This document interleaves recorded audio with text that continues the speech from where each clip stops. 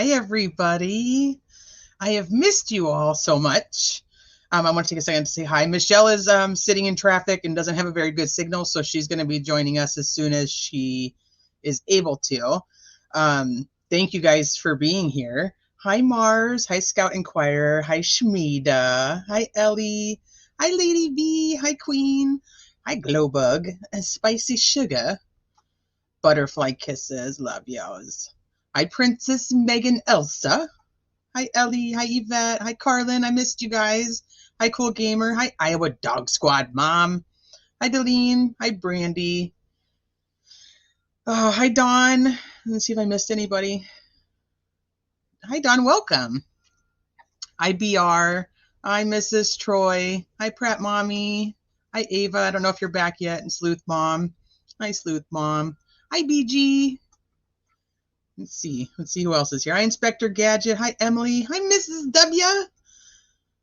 Yep, Ava, you are back. You made it.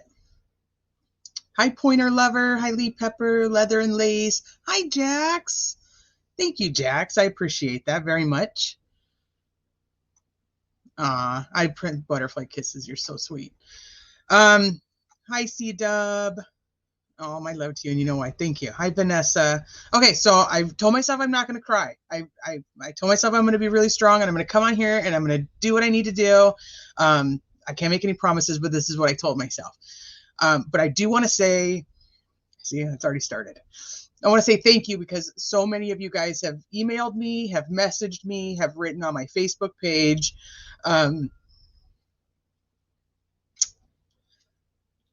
I'm going to have to turn my camera off. But I want to say thank you. All of your prayers, your love, your support means the world to me. It's been probably one of the worst times of my life. If you're not aware, it's hard to even say it out loud. I lost my dad last week, a week ago today, actually. And I had to cancel my Wednesday night live, obviously, and then just trying to wrap my mind around, what life is going to look like from here on out. And just, every stage, some minute I'm okay, and other minutes I'm broken.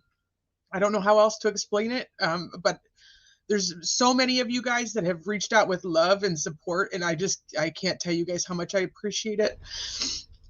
And then so many of you that I didn't know before had lost your parents, and just, helping me with stories and how you guys have coped, and everything that you guys have done to process it, which is very helpful. And then there's so many of you that have called, and I've changed the subject to true crime so that I can think about something else. And my lovely Allie invited me up on her panel the other day, and started kind of talking about it. And I'm just like, it's kind of, I don't know if surreal is the right word, but it's definitely not something that I ever wish upon anybody. And I know, and I've said this before, that I was very blessed to have my parents for so long, and I still have my mom. And, but I was a daddy's girl. My dad was such a good dad. So I just want to address it to kind of get it out of the way so I can, start to, see, I knew this was going to be really hard. And especially when Michelle said she was running late, I'm like, I don't know if I can do it by myself, but it's okay. Like I said, I appreciate each and every single one of you guys and all the love that you have sent me. And to every one of you that has lost your mom or your dad, you are strong, because this is hard. This is very hard. And I'm doing my best. I'm trying every day. Because I know at the end of the day that my dad loved me. There was no doubt in my mind of how much he loved me and how much I loved him. And he took every opportunity to make sure that I knew how proud he was of me and everything that I did. So I have to find some type of peace with knowing that we had a great bond and we had a great time together when he was here. And he was a great dad and an awesome grandpa. And I'm just going to do, Michelle always tells me, she's like 1 minute, 1 hour, 1 day at a time. And that's what I'm going to try to do. And this is, like I said, I just want to address it so it can be done, and then we don't have to do this all night, because I know I can't do this all night because I'll just be a disaster. So yeah, I know, I'm just like you guys, but I appreciate every one of you, and I know that you guys so many of you have reached out, and I just want you to know that it means a lot. And even if I don't respond to the messages right away, or I don't heart react the comments, because I did make a post on my Facebook and so many people commented on it, and I don't think I've responded to a single one because I can't even go back and look at the post. Just know that I know and that I love you guys and I appreciate it. But you know, hi Mez, hi Simply, hi Emily. You lost yours in 2006, mom in 2009, and husband in 2011. Wow, Emily, that's just wow. That's an interesting thing that I was trying to tell myself, and it's because when it's so new, it's like, if you guys have ever heard me talk about my dad's a retired cop, and he tells the same stories all the time about like when he was a cop and all the things that he did and all the bad guys that he caught. And it was at the point like my family and I are just like, come on, Dad, like we've heard these stories like thousands of times. We've got to find you a new audience. And it's funny because when Profiling Evil very first started, and it had Mike and Chris on Profiling Evil, I was probably one of their first like 1,000 subscribers, because one of the first things that Mike King ever said was that his family was tired of his cop stories, and so he needed to find a new audience, and so that's why they started their YouTube channel. And I remember telling my dad, like, that's what you need to do, because we're tired of hearing your cop stories. And then this is the last time I'm going to do this. This is the last thing I'm going to say about it, because then I got to move on, because I can't do this all night. But when he passed away, I couldn't remember any of his stories. And I'm like, I've got to remember all those stories. And I know that it's the emotions and everything that's going through, because I could, 2 weeks ago, I could have quoted you any one of those stories.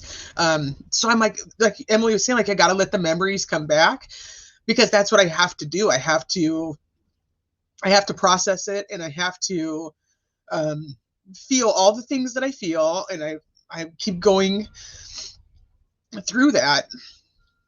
But I'm like, I know those stories are going to come back. And when they do, I'm going to come on here and I'm going to tell you all of them, so that they're never, ever gone.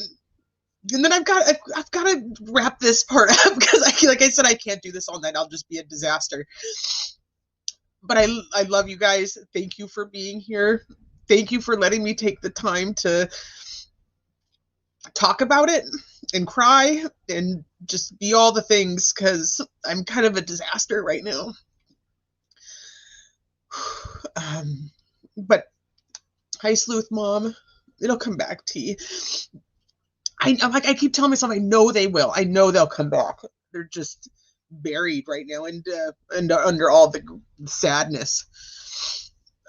But like I said, I know I am so blessed that I was able to have my parents as long as I had my parents. And I'm trying to count my blessings, and the fact that all of my children got to know my dad. He was in the delivery room with all 3 of my children. He stepped out for the few minutes that you need him to step out for, but he was right there. I mean, he was immediately back. So he had a great bond with all of his grandchildren and all of his children. So thank you, Dawn. So thank you for letting me get that out. I really try not to talk about it, because I know myself, and I hate feelings. I'm so not a good feelings person, so I hate feeling all the feelings. Hi, Parker. Anybody who's coming in and I haven't said hi to, I'm so sorry. Hi, Trista. Hi, Dolly Bear. What's happening is you're thinking of all the future events he's going to miss in your mind and your heart, and have to get in sync, and the memories will come back, I promise. Thank you. Thank goodness you have your mom and family to remind you of stories and fill in blanks. You may just be blocking things out because of the trauma. That's how that's how I feel. I'm like, I have to, I'm just reminding myself of that so that I know that that's where I'm at. I have to, I have tried to keep up on all the trials because obviously that is my escape from everything going on. Plus, my dad loved hearing about all the cases that I was covering or digging into, and then he would give me advice on like what he would have looked into or who he would have looked at for certain things. So it's kind of like ironic bond. And any of you that know me, oh, it's okay, Parker. My dad passed away last week. And that's why, and it's weird because like it's like you don't how do you go, you don't just like message somebody and be like, oh hey, by the way, like this happened. It's kind of a weird thing. But anybody, if you know me, know I actually, when I graduated high school, I went to college to be I wanted to be a homicide detective. That was what I wanted to do. And then I got a side job to pay my bills in retail and ended up doing really well and got promoted into management by the time I was a assistant manager by the time I was 21. So I quit school and was like, who needs a college education when I can make so much money without one, right? So as I got older and was in retail and then I had my kids, I was like, I cannot work these hours. I just want to be home with my family. I need to go back and find something that I love. Retail's not what I love. So I decided to go back to school. And my dad was very proud of me for doing that because that's the, you're an old lady going back to school. And my first classes were not online. They were, on campus with a bunch of like 18 and 19-year-olds. It was interesting. But so my dad was a cop and my mom was a retail manager. So ultimately in life, I've kind of followed both of their footsteps. And I won't be a cop, obviously, but anything, all the criminal side of life is something that him and I bonded over. And I can't tell you how much he helped me with wild horses. Really? I'm so sorry to hear that. It was the day after. I haven't tried writing him a note. Maybe I should. Maybe not yet. I don't think I can write to him quite yet. I have found that following all these tragic cases, it does remind us how blessed some of us are. Right. And that's what I'm like. I know, especially looking at the cases that we're looking at right now with these children who all lost their lives at such a young age and so traumatically. Hi, Allie. I'm here. You have emailed me, and I'm so sorry I haven't had a chance to respond to you. With life, it's just been so crazy. I absolutely apologize. But yeah, if you want to just give me just a few, I would love to have you come up and just tell me what you think. Tonight marks 17 years ago. Well, I lost the comment now. It flew. 17 years ago that my dad took his life. Talking about it is what helps me. Oh, Thistle. That's what I said. I didn't realize like there's like it's like a really bad club that you don't want to be a part of, but there is such a bond between people who have lost loved ones. And mine isn't traumatic. So I know, like that's what I said, I know how blessed I am that he was in my life for as long as he was. Don said, that's so awesome. I'm 57 and just finishing up my second year going for my bachelor's in graphic design. Total career after being in banking for 20. That is so awesome. I'm so proud of you, Don. It is not an easy task, but it's so worth it. It's so worth it. I never thought that I would have like the happiness of like actually completing my college education in what I originally wanted to have. Hi, Sleuth Investigates. I keep a separate notebook in my purse and write things I wanted to include in the letter. I haven't written the letter yet, but I intend to. Oh, whew. Hi, Crime Med Connections. Hi, Marshall. So, once again, like I said, I just wanted to say thank you to you guys. I didn't mean to take up the whole beginning of it with me being a disaster and a mess. But I have, like I said, I have done I have been trying to keep up with everything, not as fluently as I was, but these are all cases that were very important to me, and actually all cases that I had shared with him, in the past weeks when we would sit there and just talk about like what was happening in life, and he would give me his thoughts. And I can tell you right now, he thought Letitia was batshit crazy, but not insane. So, hi, Salty C. Hi, Quinny. I don't know. I think I may have said hi to you. I don't know. Hi, prayers partner Eve. It's such a human topic. That's such a great way to put it.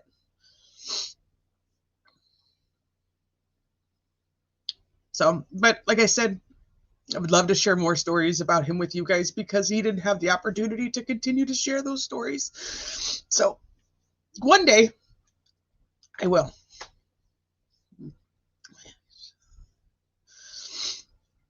Whew. Okay, I'm just taking a deep breath. Good for you. I went to college at 36. Went to college at 36 years old. Never graduated, but got to sophomore level in sociology. Had a senior level class in death and in dying. Fascinating. Helps with true crime too. That actually sounds like a very fascinating class.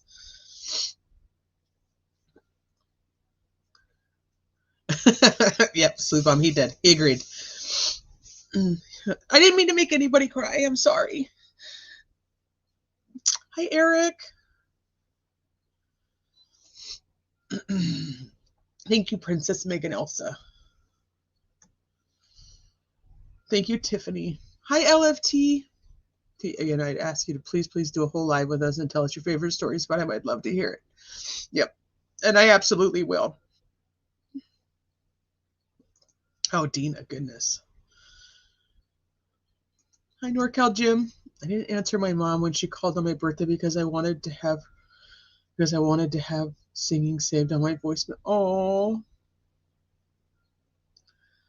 Thank you, Elizabeth. Thank you, Karen. It does clean the soul. I just feel like my soul should be really clean right now because I've done a lot of it lately.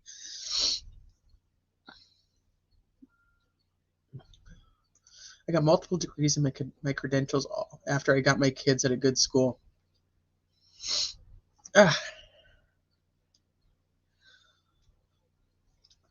That's good, NorCal. You definitely don't leave your mom hanging.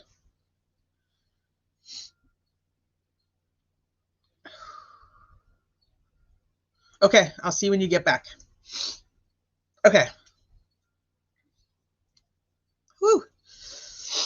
I got to get that out. Okay, so we have, I love you guys. Thank you so much. I mean, I feel all of your love. I thank you so much.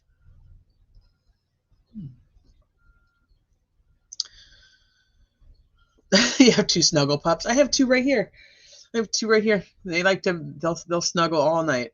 Thank you, Tara.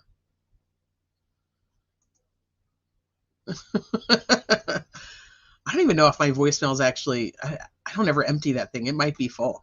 I have no idea. I'm not good at checking voicemail.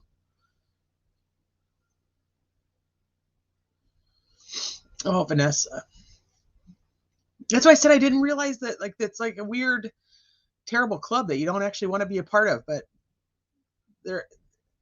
I guess I just, I always expected that, like, I would have, I don't know, I'd have all the years. And then when I thought about like them passing away, my mom or my dad, I just kind of always assumed that it would be, like I'd get a call and they'd pass peacefully in their sleep. And it just, like, it's so not a reality in what has happened lately. So I'm just like, I think that's another part. It's like trying to process that, because like you try to prepare because your parents are getting older.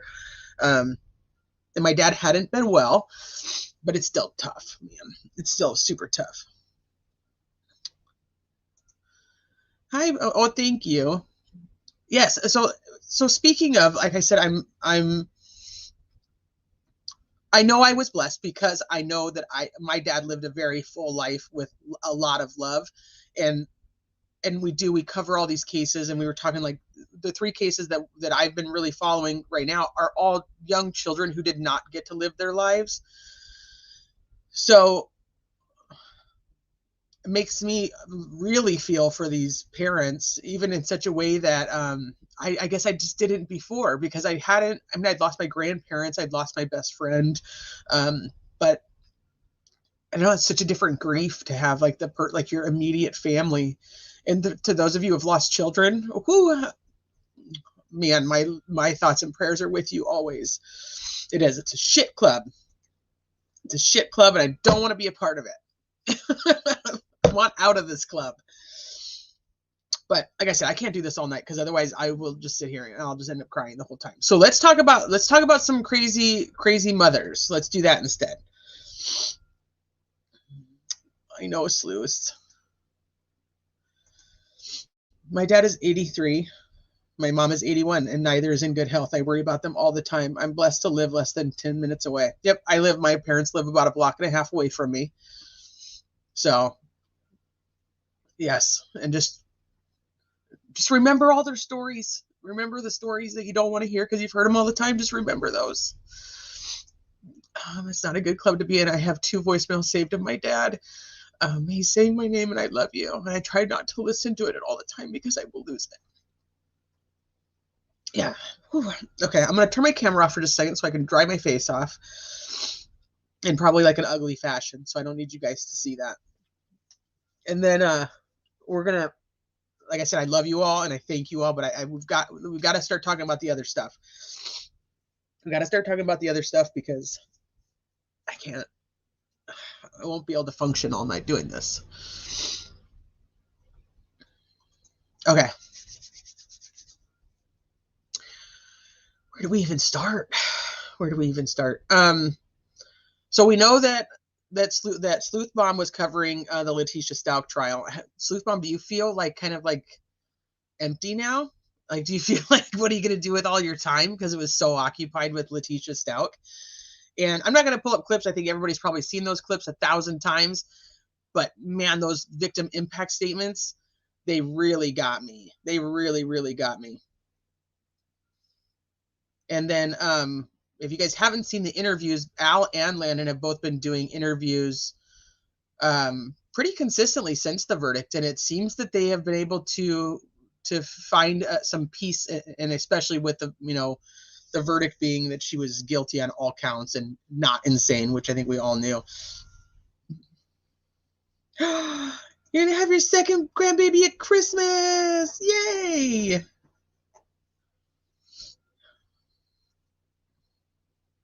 The judge's speech was fantastic. I thought he nailed every single point to Letitia that I had been thinking, and even things I hadn't thought. And I was like, yeah, that's a really good point, Judge Werner. Like, that was great. He was an outstanding judge. I agree. So from what I've seen so far, she has not actually left El Paso County and been and transferred to the Department of Corrections of Colorado yet. So we don't know where she's going to end up. Hi, ATS. Hi, Grammy Nini.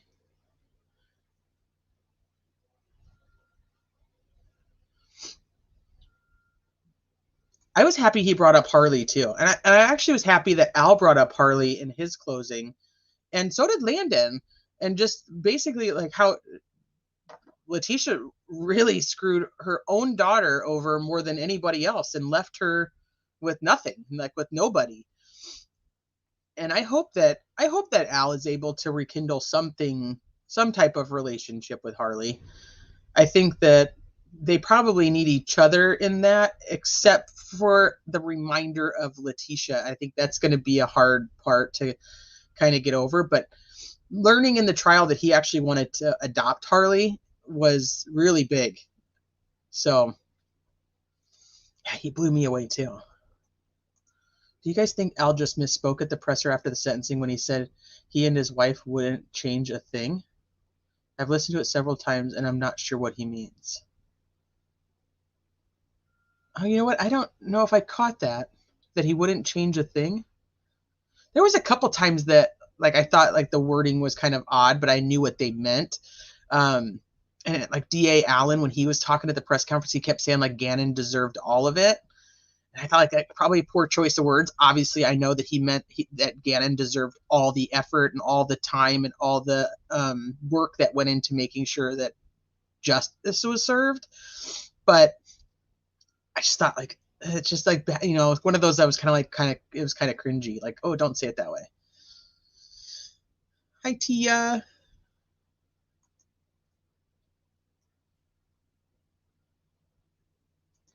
You have his address? Yeah, you could put it in there. I don't know about like it's a court address, I would assume, right? Not his personal address. If it's his personal one, don't do that. I don't want to be doxing the judge.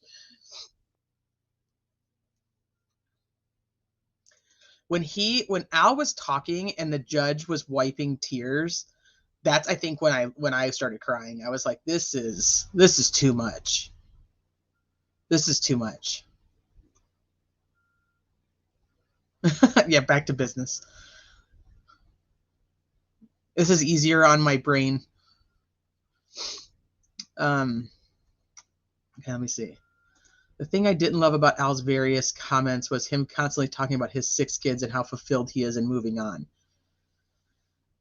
I have a very unpopular opinion about Al, and when I say these things, by no means is this man not a victim, and I cannot imagine the strength that it took for him to have to go through what he did and those phone calls with Letitia afterwards. So I have a kind of a mixed like review of Al, and I probably actually have one of Landon too, but I have more of one with Al just because of knowing that they had these issues, and with his mom telling him like, you know, she's not right. And do I ever think that he ever thought like that she was going to go this far? Absolutely not. But then in his closing statements, like somebody was mentioning, there was a lot of self-serving comments, but then he was broken, and so I'm like, I'm trying not to judge it. Does that make sense? I don't want to judge him for being self-serving, and maybe him thinking like that I am moving on with my life, that it helps him like with healing, like that she's not going to win, like that he is going to find happiness regardless of what she did, because I do think both him and Landon know that what happened to Gannon was a punishment for them and the love that Gannon had for them and the lack of love that Gannon and probably Lena and Al had for Letitia. I do think that there are some things that, looking back in hindsight, people could have easily saw or changed. Would they have known that was the outcome? No. But I do, he even said, like, I'm not even going to read this part because I don't want to be so self-serving. Like, he knew, he was like, wait a minute, this sounds really bad. Like, this is all about me, and it probably shouldn't be. I am glad that he apologized to Landon. And, you know, Crime Curious was in the courtroom, and she was consistently saying they did not, they were not even interacting. And we could tell, like, they would purposely sit in opposite rows. Let me see. This isn't a dig, but I still have Lena. Yeah, it means it's taken to be a dig. Wendy, thank you for saying that. I thought that was, like, you know, Lena still lives with me. And I was like, why even bring that up? And it must have been something to T, because she must have thought the only reason he ever had the kids was because of her. So I think that as much as it wasn't a dig at Landon, it was to show Letitia that she actually was not the reason he had his children, that he had his children because of him, not because of her. Somebody asked, so she had 5 children, right? Yes, I believe she had 5 children. The new wife has 5 children. One passed away in 2020, same year as Gannon. And then they have a child together. And then they have Gannon. So I think when he says 6 sons, it's 1, 2, 3, 4. 4 with her, Gannon, and the one of hers that passed away, which would have been his stepson eventually. So he has 6 sons and 2 daughters, because she also has 1 daughter, because she had 4 boys and a girl, I believe. Somebody will correct me if I'm wrong. So 2 of the sons are technically, one would have been, he never met, would have been his stepson.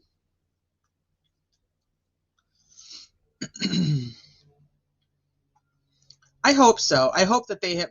It seems that by the end of it, I think they realized the manipulation that was happening even between them, from Letitia, and then allowing Letitia to continue to manipulate them through Gannon and have them fight at this time was more of Letitia winning. And I think that they came to the consensus that they don't want her to win anything. And if that means, and he said this in one of his post verdict interviews, he said, that I'm going to have a good relationship with Landon because that's what Gannon would have wanted. He would have wanted his mommy and daddy to get along. I love when he said the nappy headed comment. Yeah. He's like, when I met her, she was beautiful. Now she's just some nappy headed piece of crap sitting here. I'm sorry. I think I got behind on comments. Oh, Quinny, since losing my son, I have caught myself saying things I would never even thought of. I guess it's part of being broken. I can see that. And I can see that. I don't think that he would even realize where he was at. And I think as he was reading it out loud, that's when I think he was like, wait a minute, after writing it, and then he starts reading it and he's like, this is a lot about me and I want to say more about my son. Yeah, I do. But I also think it was kind of a dig at, it was for Letitia. Like, look, I have this family and you don't get to take it. Yeah. They had his kids because of her. And he's like, no, screw you. We do not have my kids because of you. You're nothing. Hi, Seth. Thank you, honey. I thought it should be more about Gannon, but I feel like that was the only time they've been able to address her in a capacity to tell her how they really feel, but having to keep the court decorum where they can't actually tell her how they really feel. Does that make sense? So they had to say the things that kind of underhandedly, almost. I don't know if that's the right word, but you know what I mean. I love that he wanted her name back. Or yeah, he's like, give me my name, like strip her of my name. And obviously the judge does not have the authority to do that, but I wish that he did, because I almost was thinking, you know what? He should be like Alec Cox and go ahead and take his wife's name so that his name isn't the same as hers anymore. And she's the only one with that name, but it is his, and she should have to give it up. I wonder if he could have done that in the divorce though. And if he could have, I wonder why he didn't. Yeah, I don't know how I would handle that. That's all over the place. Yeah. And Dave Young did amazing in his closing argument. He was actually from the county I used to live in, and Alan stepped away because of the Club Q shooting. Alan had to step away for that case. That's right. So Dave Young kind of, I don't know how I felt about him when he was doing direct and cross exams. So he did much better in the closing than I expected, but I was kind of like, why is Dave doing the closing? Because Michael Allen's so much better spoken, so much more well-spoken. I think that's the right way to say it. With Landon, I was like, preach, sister. She's always been very strong in front of a camera, in my opinion. She's always just been very, what do you call the word? You can connect with her. You know what I mean? You understand more of where she's coming from than I ever really have with Al. So even though I have I ride the fence so back and forth with both of them and things that could have been done different, I ultimately know that if they could do any of those things different at this point in their life, they would, if it meant that their son would be here. So I try not to go too far that way into being judgmental. I'm really glad that Harley took the stand. I'm really glad that they said the things they said about Harley, the judge, Landon, Al, all of them, because I have such a better picture of her now and the individual that I think she is. Obviously, I don't know her, but I feel better about her situation than I did going into the trial. Yeah, I so wish the judge could. Yeah, I felt the whole new wife thing was weird, but she had focused on Gannon and not her in any way. It was also kind of weird that her her parents would have been Gannon's step parents, but they they came up and spoke. But then Al goes up and he actually reads the little statement that's from his new wife while she's standing right there. That's why I said I had some personal things that I feel about all of that. Like one, why are you kind of talking? Two, why aren't you doing it yourself? Like those are things that I find very odd, and I do believe that there's a lot that played into the dynamic of how Al is, that played into the relationship with Letitia and how things ended up. But once again, I think that it's unfair to be too judgmental, because I know he would go back and change any of it if he could have his kid back. But I'm not. I still have the feelings. They're not gone. I think the judge would have taken every name from her if he could. Oh yeah. He's like, no more Maria, no more Lil Lucia. You can't be claiming that you're Christina, the gymnast. You can't be doing any of those things.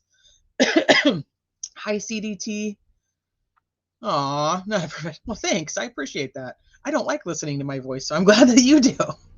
Landon is awesome. It's all because we have girl crushes on Mike Allen. It's true. And I don't even think he's like attractive, but I'm telling you, like, there was definitely, I was like, oh, hey, your intelligence is sexy.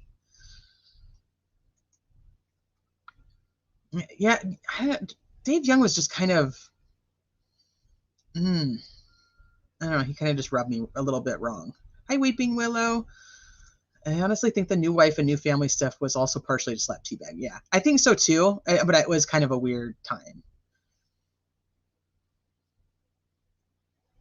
Samara. He really should have been like, your new name is now Samara. Good job. Thank you. Go play in the ring. I watched the verdict. I was unable to follow everything, but the judge was awesome. He is just, his voice is so good anyway. Besides the all the time, I think that I could listen to that judge constantly. But he just was so, I think I was watching it on Sleuth Moms, and everybody in the chat was like, there's no way he left and wrote that in 10 minutes. Like, that guy's been writing that for a while, because it was so on point. And he brought up like the I-95 thing, like, you know, you even like told on yourself. And I was like, you really understood the assignment here, Judge. You really paid attention to every single thing. All those times where he was sitting in the chair like this, that man was on it. He knew exactly what was happening around him. Hi, Raspberry Dazzle. I like Dave Young, but just, hold on. My chat keeps skipping around. I liked Dave Young, but just read a bit so good article about him from when he was the DA in my county. Maybe a not so good article. I don't know. He just he kind of rubbed me a little bit wrong. Oh, T. Adams, thank you. That judge, I love that judge. Reading for his wife was weird, but so was how he worded that he was going to read Lena's letter and then said his poem. I thought he was saying the poem was Lena's. Yeah, I don't know though.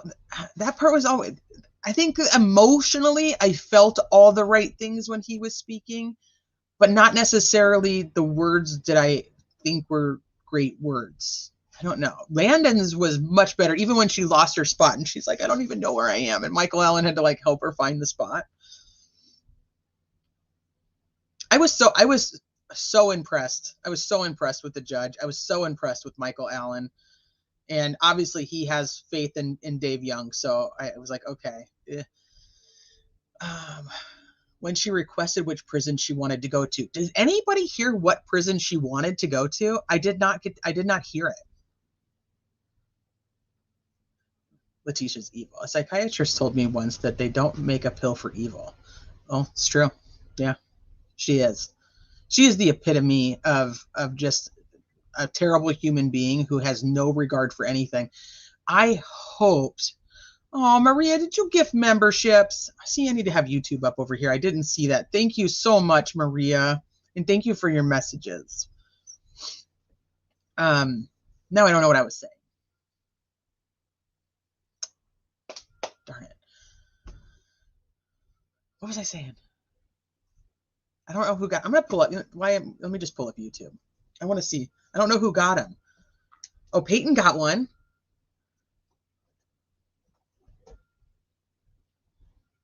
You're gonna get wiped off the map with tornadoes. I don't know what I was saying. I'm so sorry. I got sidetracked, and my brain is not capable of doing all of those things right now. He did a fantastic job when he was at bat. He took on Dr. Lewis. Wow, what a great job he did. Oh, prison. What prison did she say she wanted to go to? That's right. Thank you, Glowbug. San Carlos. San Carlos it's a correctional facility, mental health prisoners. Is that what she said was San Carlos, or was it the other one? The because she said two. Can she go to this one or this one? Is that not what happened? In one of the interviews after, one of the news people said that she said two, but I didn't hear. I thought it was San Pueblo, but I may have made that up. San Carlos. Didn't hear, but what the hell was she thinking, asking to be put somewhere? And it was funny because the Tellini actually is like, no, we don't have anything, Your Honor. And then she whispers to him, and then he's like, okay, wait, we have one thing. He's like, this chick. Yeah, I see my brain all over. San Carlos prison is where she wanted to go. So there was only the one then. It has a mental health facility attached. Well, she'll be evaluated by some more people who are going to say that she doesn't have DID. Feel for evil. Ugh. I'm not gonna highlight it, but I read it, Ellie. I read it. Oh, Weeping Willow got a membership too. Oh, and it is what it is, got a membership. The fact that she literally did not have any emotion during any of those statements was incredible to me. Her lawyer was over there wiping his nose. Whether he was actually crying or not, I don't know. But yeah, Mr. Cook. But she just had nothing. There wasn't like a wince, like a, ooh, like that kind of stung. There was nothing. She just sat there like, is this going to be over anytime soon? Thank you, Mellow Disco.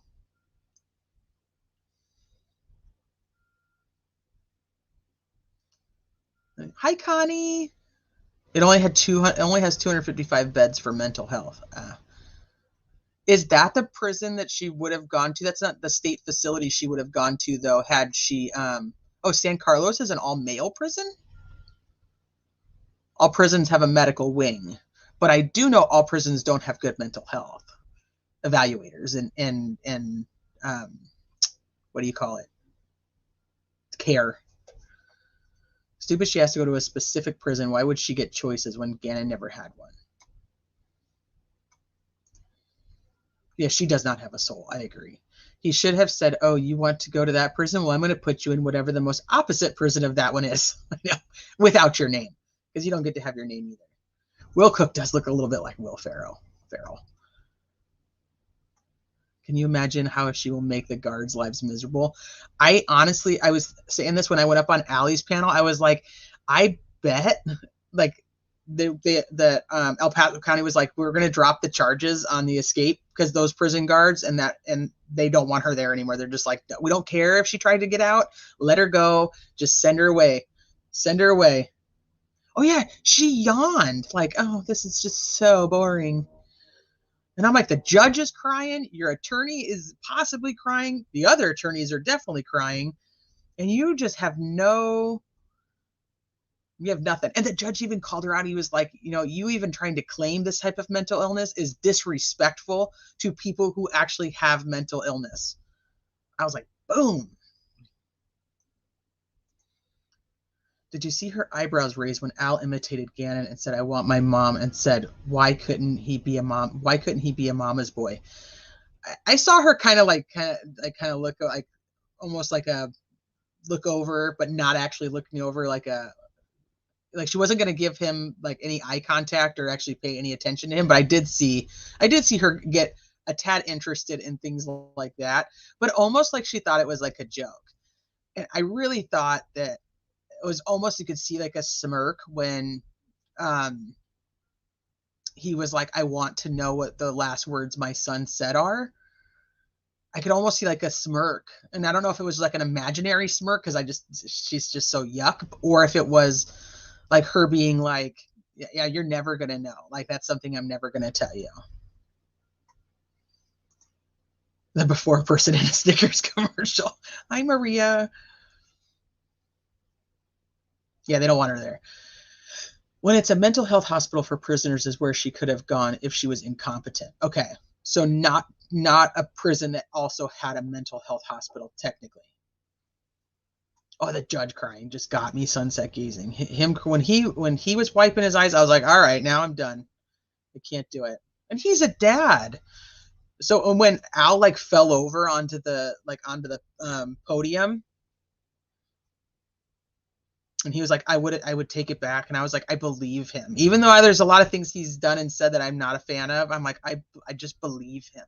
Like he's like, I never would have left you, buddy. I never would have left you. I liked when Al came up and spelled father. Oh yeah, I know. I was like, read that on the court record. She did smirk. Okay, thank you. The anxiety of waiting for the verdict over the weekend, it was worth the wait. And see, Al brought that up too. He was like, we were really busy with all the kids stuff. We had, track meets and this, that, and the other. So the time kind of went by. But yes, Friday was really hard. But I was happy that Landon said that she was with Lena. She got to spend the time that she was in Colorado doing this. She got to spend with Lena. And that made me very happy. Oh, well, she probably would have tried that. I think that if she had been deemed incompetent, or not incompetent, if she had been deemed insane and was actually sent to one of the state hospitals, how quickly would she have turned around and been sane? How quick would she have been cured because, that she would continue to be evaluated, and then she could be released out to the public when she was deemed, a sane, safe human being. But she can't just go in and be like, okay, I'm totally sane now. Yeah, I could have smacked that look off her face. Yeah, she was extremely disrespectful the entire time. She did not care. And I think she actually looks, so for like Lori seems like she's really aged. For me, Letitia looks more evil. I don't know if that's possible because she always kind of looked like she was just like not a good person. But now she actually kind of radiates like a weird evilness about her.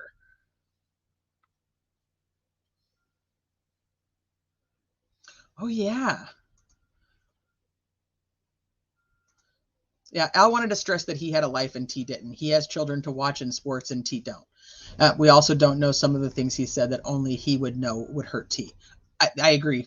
I agree with that. I cried and broke when Al fell down. I know that one was tough, and that's when the judge really started crying, and I was like,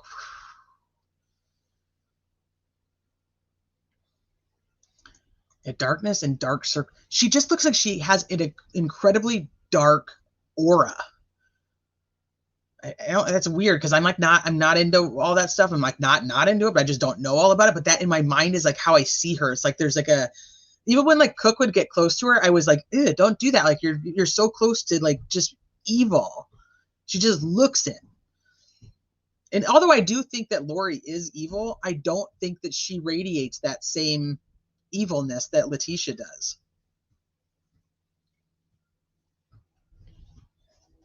Lori does. Lori does. You're right. She does she's her face is like fake. There's 5 of them, and now some chickens and a rooster. Oh gosh, we're talking about the chickens. He is a diamond. So no jurors have come forward yet that I've seen. Have you guys seen any of the jurors come forward? I was surprised. I thought that maybe somebody would be talking pretty quickly.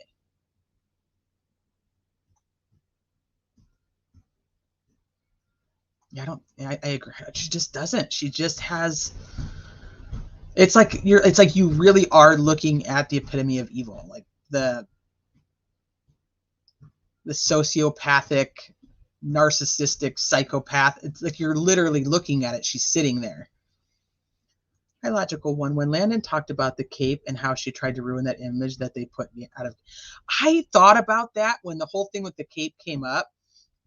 And I was like, I wonder how much of that, because I don't remember the timing of how soon the image of Ganon with a cape came out, because Ganon, like Ganon's army, Ganon's strong, Ganon's my hero, that was all relatively quickly.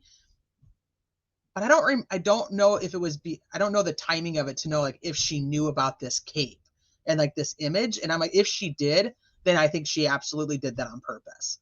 You know, she's like, oh yeah, and Ganon was wearing a cape. Or wearing the blanket like a cape. Yeah, but they're all probably just like, they're just probably relieved. I'm so curious to know what they thought, one, about the whole trial, but I'm really curious to know what they thought, like going into deliberations on Friday, what made them not have a verdict? Like, what did they do while they were there? Because we know there was like the 14 hours of Dr. Lewis that we did not get to see in court. I've requested all of it. Let me see. I don't think I've gotten a response yet today, though. I don't think so. They denied me before, so I just emailed her back and I was like, okay, it's over now. Can I have it? So she said she'd help me out with that. So hopefully I'll get some of that soon, because I want to see. I want to watch the 14 hours. I know that seems nuts, but I want to see it. And so I'm wondering, did they decide they wanted to watch parts of that? Did they decide they wanted to look at any specific pieces of evidence? What were they weighing? Because I think I mean, us looking at them, they're going in, they're going to say that she's guilty, she's not insane, and this is pretty much shut and you know what he got open and shut. And they didn't. They came back Monday. I had a feeling though when they kept going, I was like, Monday's my guess. I had a guess that was going to be Monday, but oh, thank you, Jeanette. Oh goodness. That's why I said that. I was saying earlier, this is definitely a club that people do not want to ever belong to. Hi, Jeanette. Other Jeanette. Okay, so you guys want to see it too? Okay, so if I get it, we'll try to do something together with it.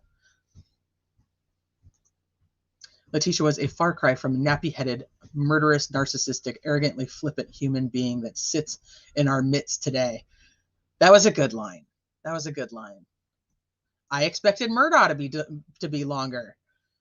And lo and behold, that was 2 hours and 50 minutes. And then this one was, I think, right under the 8-hour mark. Somebody tell me if I'm wrong. It was like 7 hours and 50 some minutes. They asked for the doctor reports and the judge said, no, they're not getting them.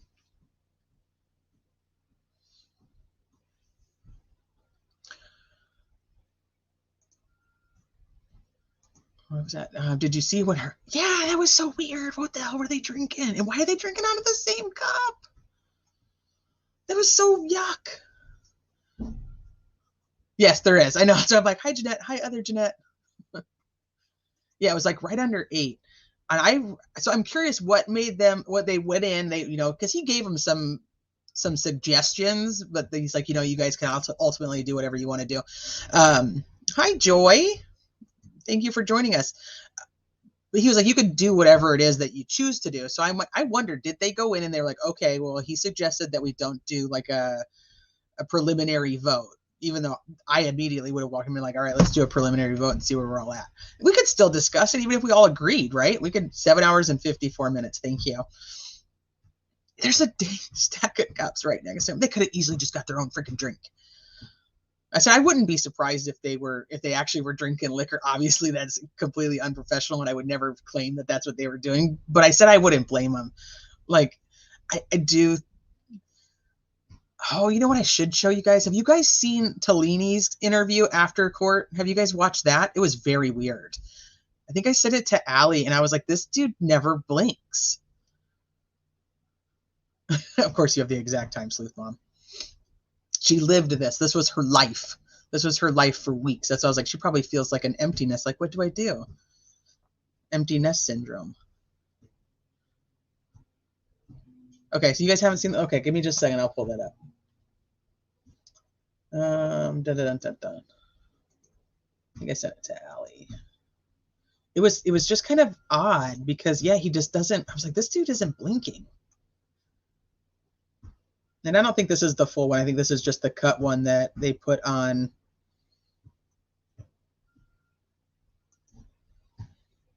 Oh, you know what? Let me Let me find it somewhere else because that's actually another YouTube channel's link. I'll just look it up real quick. Hold on.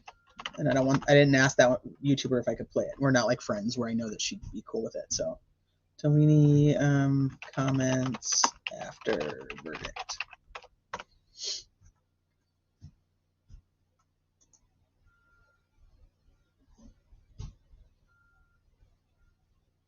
I don't know if this is going to be the right one, but we're going to play it anyway.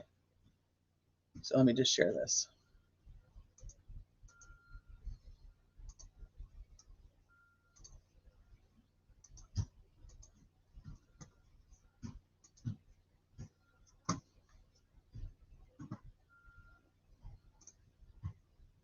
I think they gave a lot of weight to the mental illness that she suffered from, but in the end, it's a very high bar in the state of Colorado for not guilty by reason of insanity. They did not feel that she'd met it, and I can understand and accept the verdict.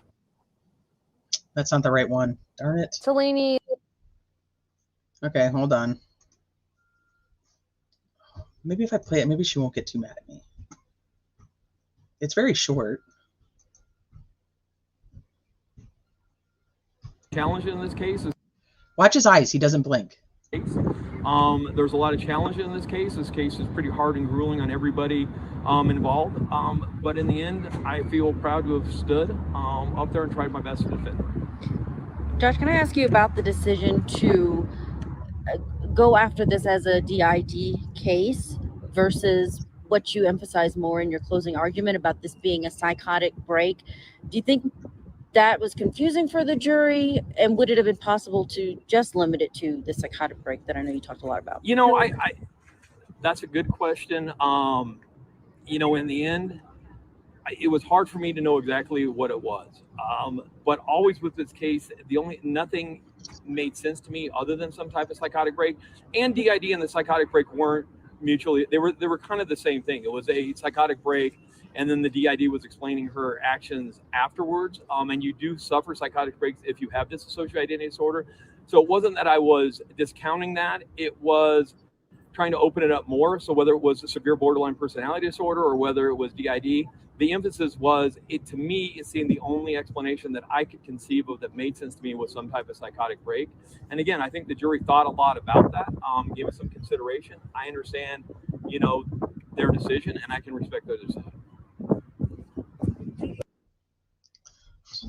Okay, hold on. Let me stop that. He just doesn't ever blink. He's just constantly, and his eyes are so big. Hi, Mallory, and congrats on the new baby. Well, not your new baby, but it's still your baby.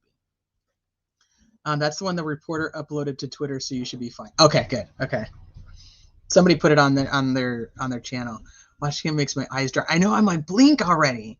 I know, I sent it to Ali. I'm like, does this dude ever blink? I think he blinks like twice in that entire time. He's just like, I think it was okay, and I'm just, you know, I think that they looked at it this way, and then they were like this, and then they did that, and da-da-da-da, and I'm like, hi, Sherry. Sit down, sir. Just sit down. He doesn't blink. I know. Now I can't unsee the tie. I know, right? Just like, fix the tie. Fix the tie. Maybe it's Botox. Maybe. Oh, somebody popped in that I missed it. Let me see if I can find it. Oh, goodness. Where did it go? Somebody popped in. Hi, Crime Curious. It's a psychotic break my butt. Somebody came in saying they were thinking of me and sending thoughts, and now I lost the comment and I can't find it, but just know I saw it and I appreciate it. I know it's in here somewhere. Darn it. Yeah, but I thought that was really weird. I thought it was a very weird interview. And he's like, I understand it, and I'm like, you understand it because you know she's not crazy. You know she doesn't have DID. I wonder if. Yeah, not a psychotic break. That's why I was like, I wonder, the reporter asked him the question, like straight up, like, do you guys wish like you would have gone like with psychotic break versus like DID? Do you think you would have had a better chance? I beat you. You have the best taste in YouTube channels. Wouldn't you if you had to sit next to him? I think I wouldn't blink for I was like, oh my God. I think he's probably just exhausted. He's just like, I don't even know how to sit. He's like, but then he says like, I represented her like the best that I could. And I'm like, I don't actually think you did. Because I've read stuff until he's supposedly not a bad attorney. Who knows?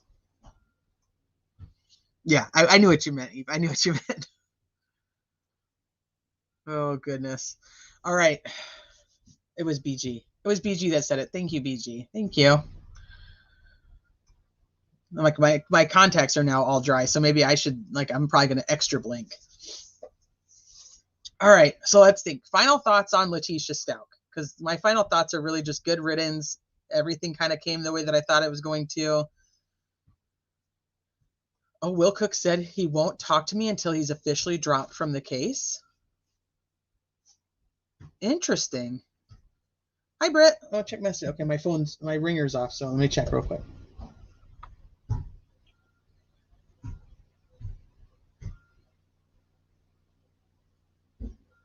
Oh, yeah. Here, I'll send it to you guys.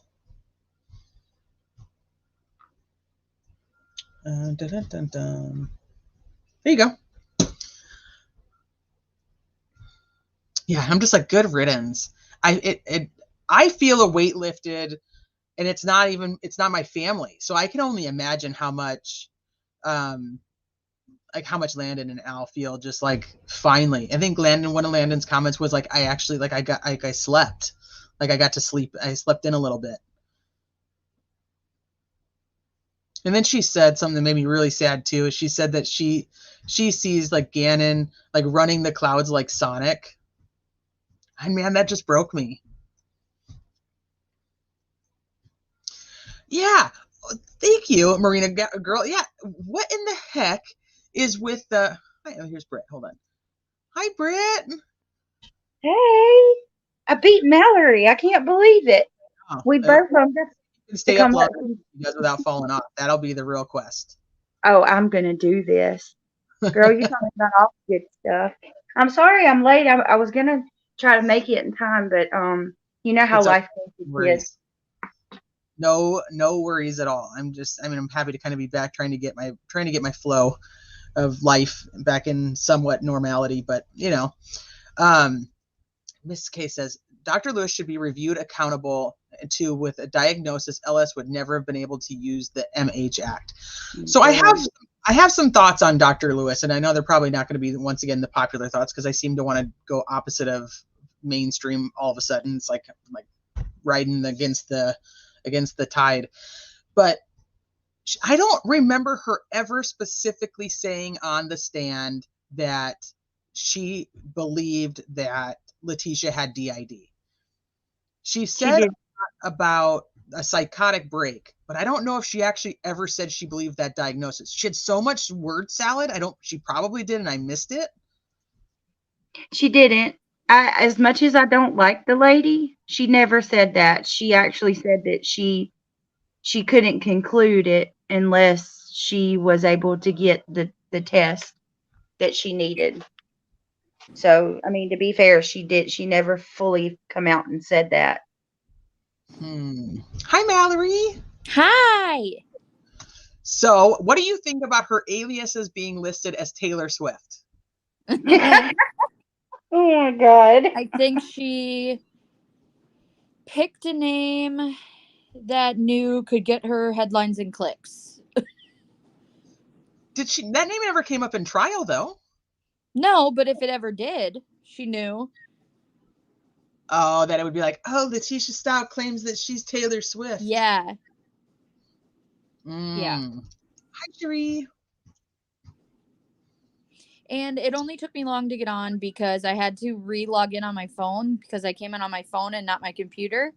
So it made me re-authenticate everything and re-log in and then go back and click to prove it was me and then log in again, and it was a whole thing. It was a whole thing. See, Brittany, there's an excuse. Yep.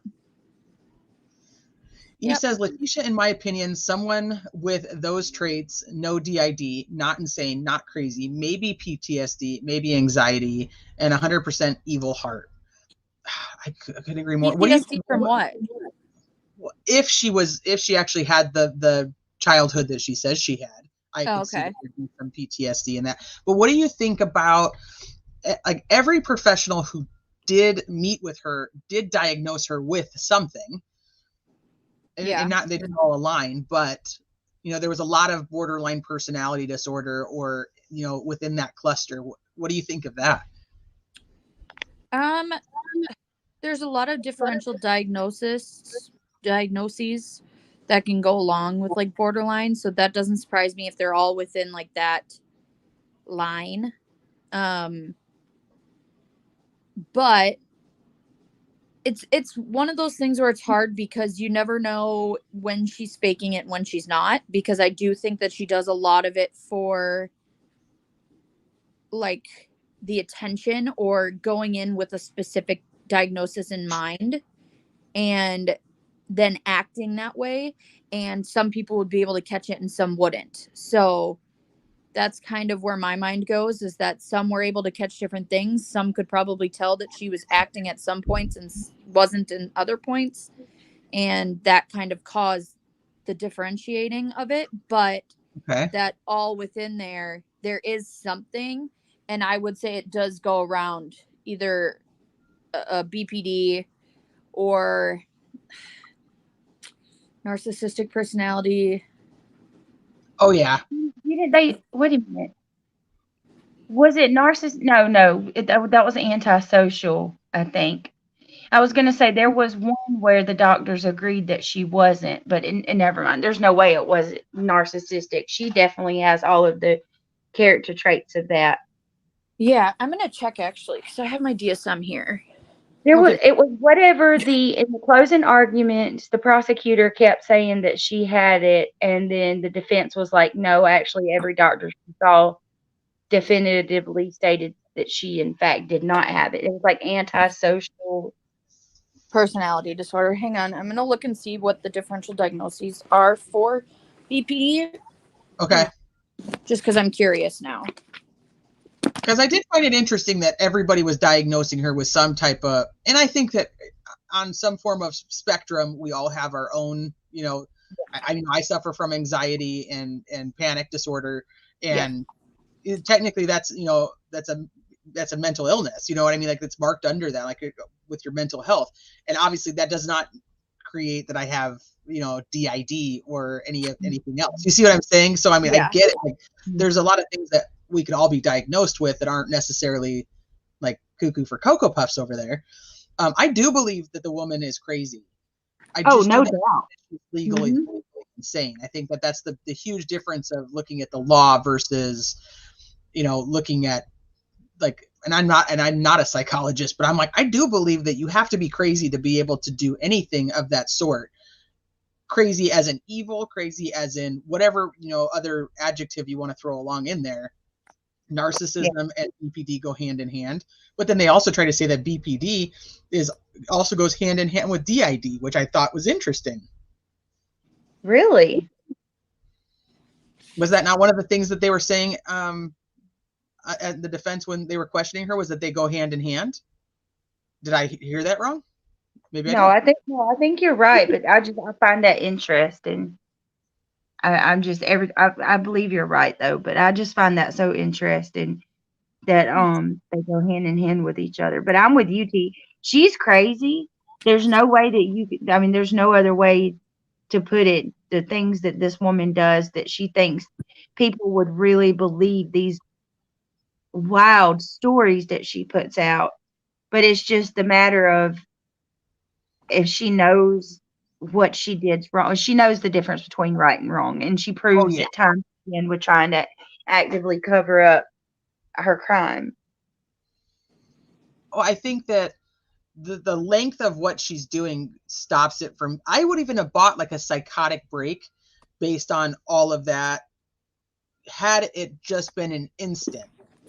Like, just like lost her shit. But then the fact that it lasts for so long, I'm like, you wouldn't, if you're in a psychotic break, why did you cover all of it up? And it's like, okay, well, I was only in a psychotic break when this happened.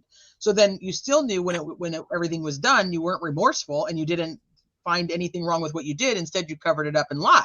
So you Yeah. can't really have it both ways. So either you're still in this psychotic break and you just don't give two shits about shit, or you're done with it and now you're just lying.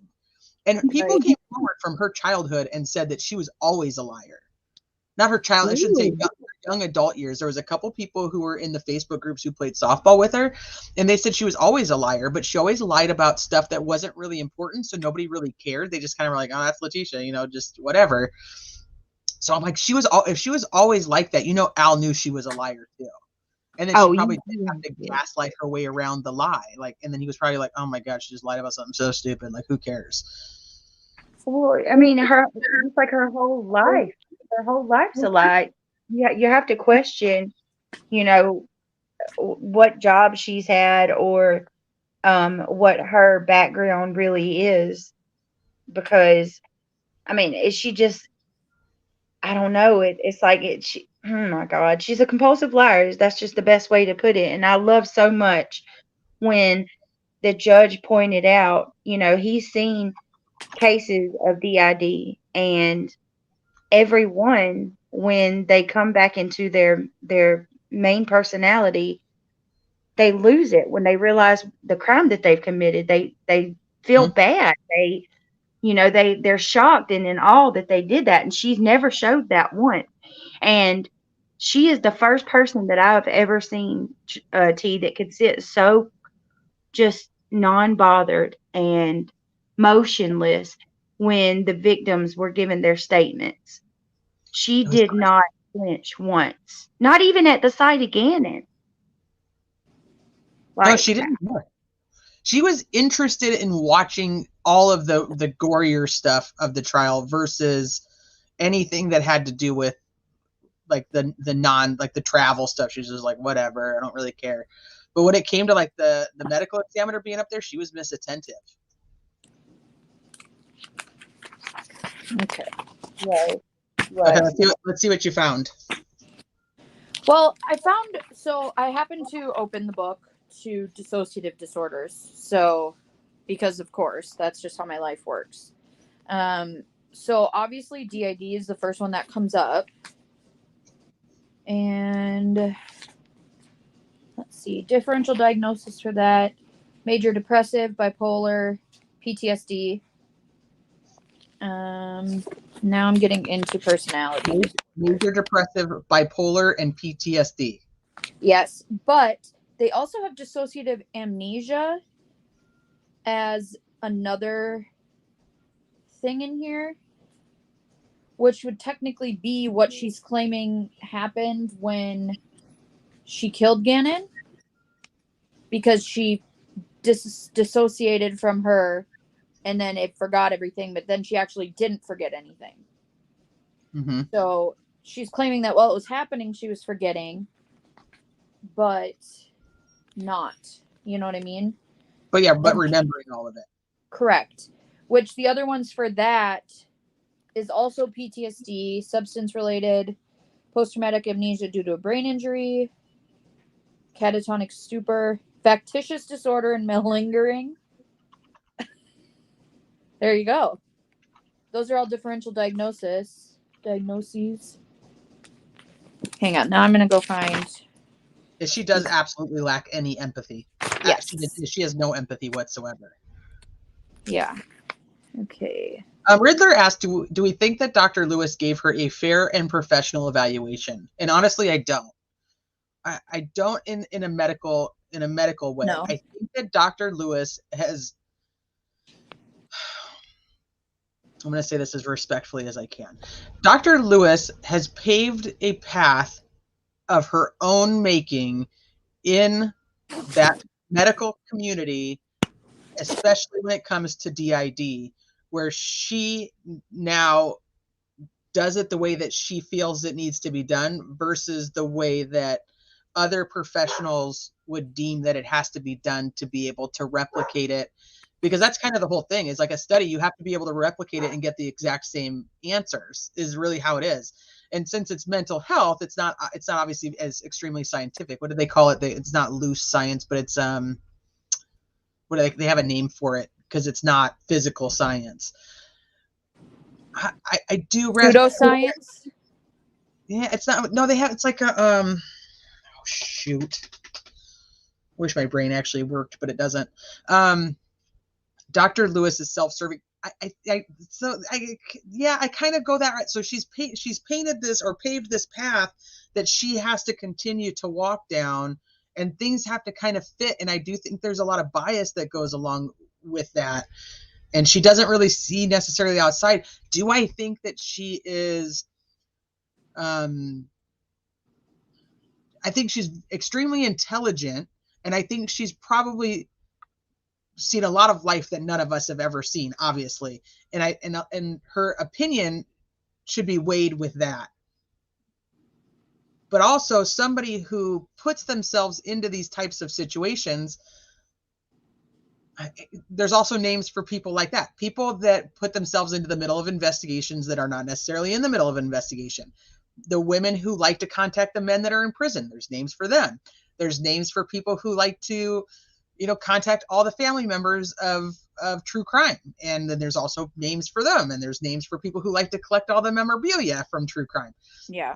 There's different levels of all of that. And I think that she's kind of created her own little niche. And so I think she seems a little bit more odd than we would expect a medical professional to come in that gives an opinion like she should have done.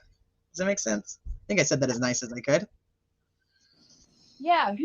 That was a lot of word salad. So well, and I've heard people say that that she went into this thinking that she was going to make her final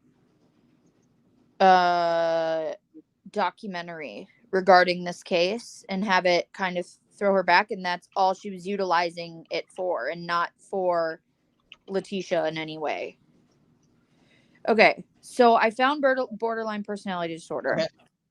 So based on this, the person has to have exhibited 5 of the following things. There's 9. So I'll read them out, and you guys just let me know if you guys think that she has it or yet not, and then we'll just have to count how many there are total. Okay. So Okay. Number 1 is frantic efforts to avoid real or imagined abandonment. Yeah. Yeah. She thinks she was abandoned. Well, not only that, but she constantly is fearing Al leaving during that time.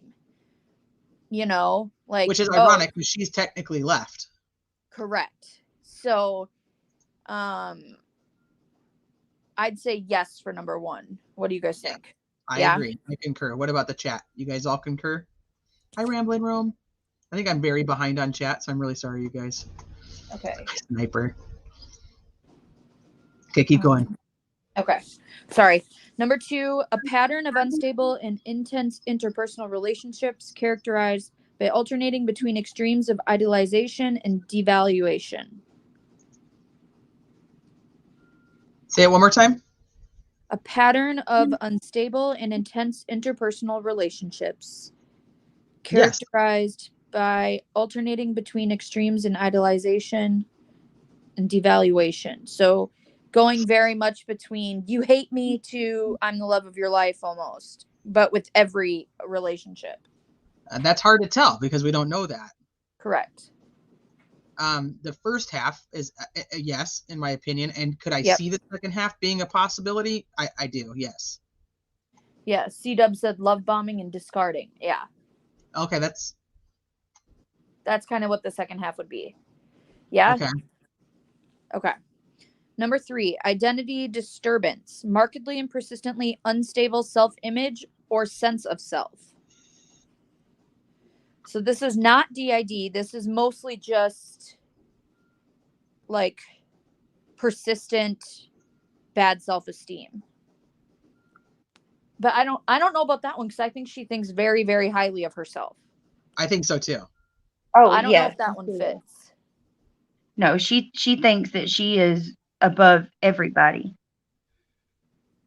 Histrionic also. Okay. I'll look at that after this. Hang on. Okay. So, no to 3. Okay. No to unstable self-image. Okay. Number 4, impulsivity in at least 2 areas that are potentially self-damaging. And then it gives examples. Spending, sex, substance abuse, reckless driving, binge eating. I It wouldn't surprise me. Well, we don't know. We can't answer yes to that. I don't know. Say it one more time. I want to go over it. Impulsivity in at least 2 areas that are potentially self-damaging. Spending. Do we think she overspends? I have heard that she like racked up credit cards and stuff. And I mean, judging by her closets in the old house in Myrtle Beach, it looks like she has spent hundreds and hundreds and hundreds on push-up bras. I'm not even kidding. I'm not even kidding. She had like just a closet full of nothing but push-up bras. It was crazy. And Logical then Work says yes to impulsivity. She spent a lot, but I don't know enough about the other categories. That's kind of where I feel. I know Al had said something about. Okay, yeah. So here, like Joy said, Al said she overspent.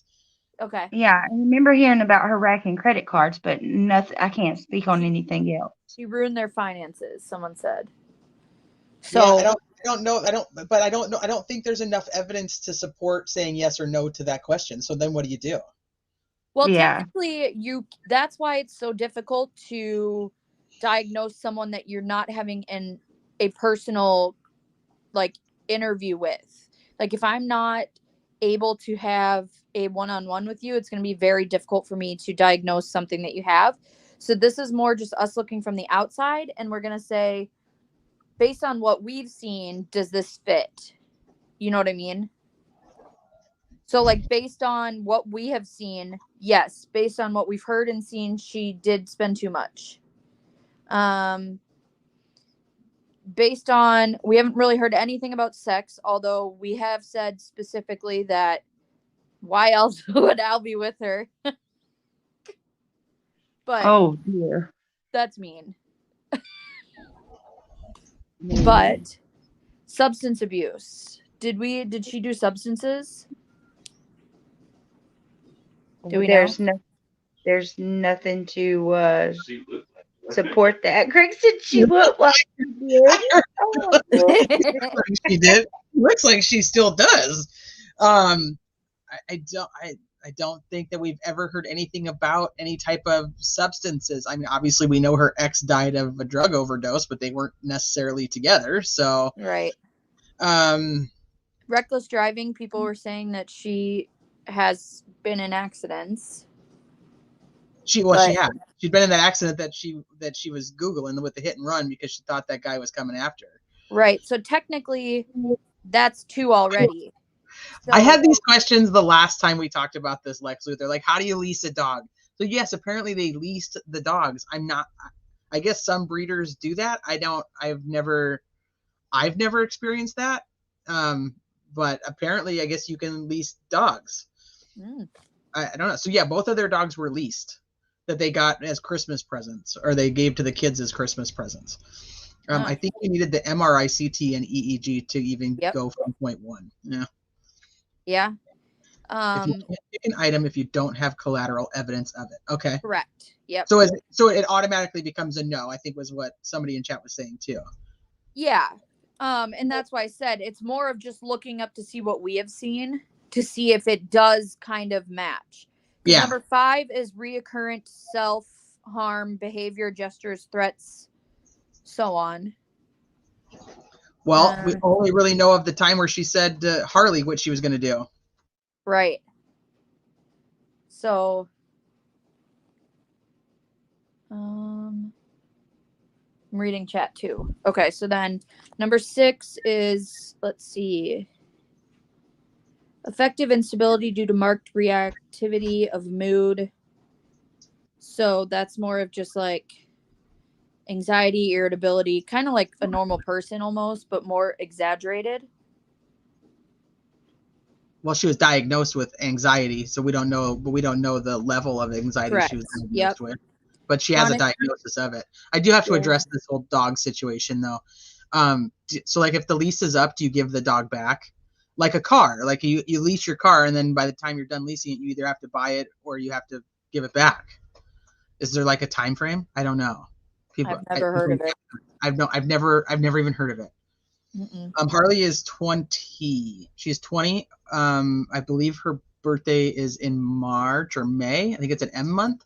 So she should be 21-ish. No to the self-harm because it wasn't recurring. Okay. That's fair. We only know of the one time, and we don't even know that she actually did anything. Correct. But it does say it's also like threats. So she doesn't have to do anything other than just say it as well. Let's see. Chronic feelings of emptiness, which we obviously don't know because we haven't talked to her. Inappropriate, intense anger or difficulty controlling anger. I think that we should be able to say yes to that since of what happened. Yeah. And So then I would say- transient stress-related paranoid ideation or severe dissociative symptoms.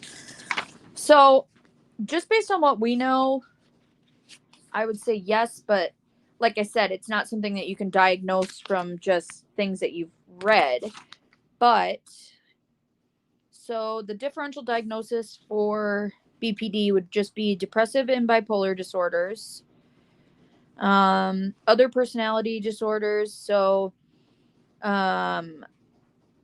like Aaron was saying, the histrionic personality disorder, which is characterized by attention seeking, manipulative behavior, rapidly shifting emotions, where borderline is more like being angry, self-destructiveness, and then like really deep feelings of like longing, like needing something, not being good enough, different things like that. So I would say it would go to both.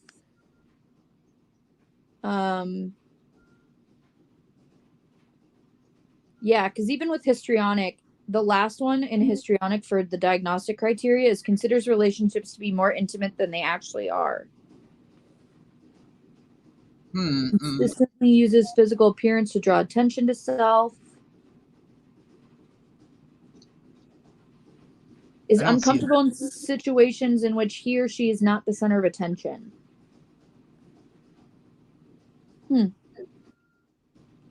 I don't know. Some of these it's interesting because I think she does have diagnostic criteria from both. But I don't know not enough to say. How many do you need? How many yeses do you need to be able to say that that's actually what was wrong with her? 5 or more. Did we have 5? Did we have 5 firm yeses? We had 1, 2, 3. It depends on if we chose some of the ones. Because technically, yes, I think we were at 5 or 6, but some of them we were wishy-washy. So it's close. Correct. Okay. Yes, logical. You're right. But we were just looking at it for information, not to diagnose anyone. Well, yeah, I definitely ain't diagnosing anybody. I mean, I could say exactly what I think she is, but it doesn't really matter because legally she's sane and she's going to be in prison. Yep. Mm-hmm. You think that she's going to appeal? 100%. 100%. Yeah, definitely. Okay, so when she appeals, is she going to have a different medical diagnosis? Or is she still going to claim that she has the dead? Oh, that's a good question. I don't know that she'd use that again after the way that the prosecutors wiped the floor with that whole, like with Dr. Lewis and the whole diagnosis. I don't know, because even remember when they said Dr. Lewis came in and told her, if I were you, I would plead insanity and say you have dissociative identity disorder. That kind of kills her whole narrative there, doesn't it? Yeah, so she's going to have to come up with something else, right? Yeah, I would think so. But how do you go from claiming so hard to the point where you have different personalities named? I don't know.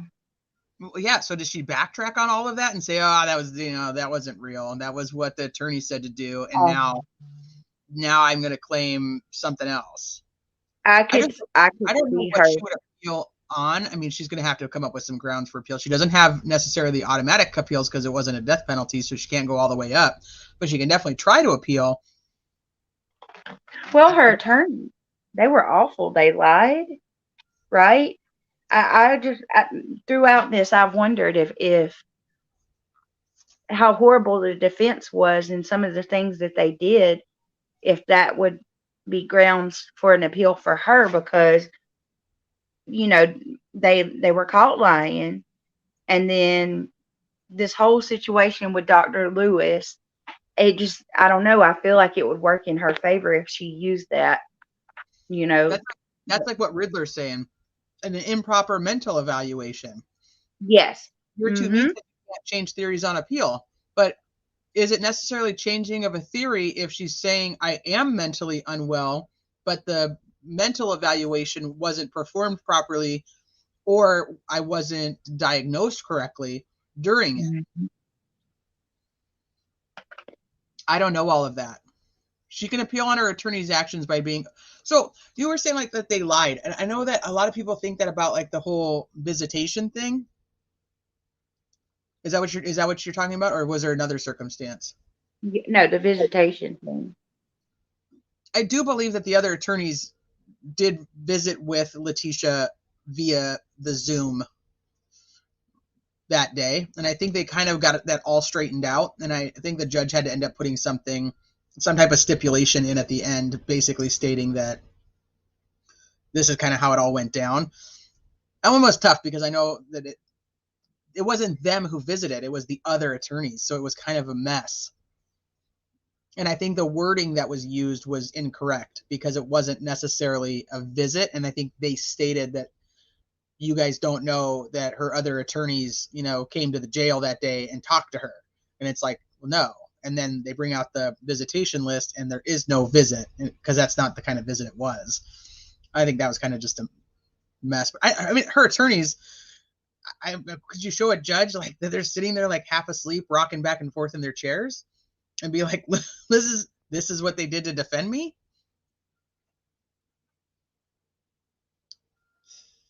I don't know. Yeah, that's true. We could ask Chris about the appeal and what could possibly be used to appeal it.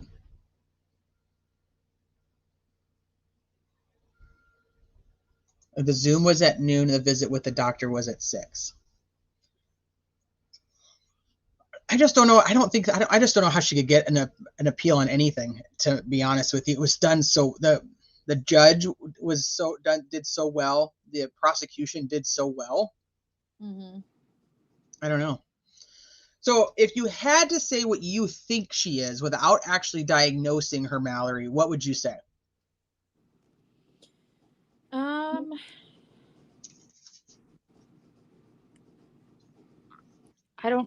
don't know. I lean more towards narcissistic personality disorder and then more towards histrionic and then BPD.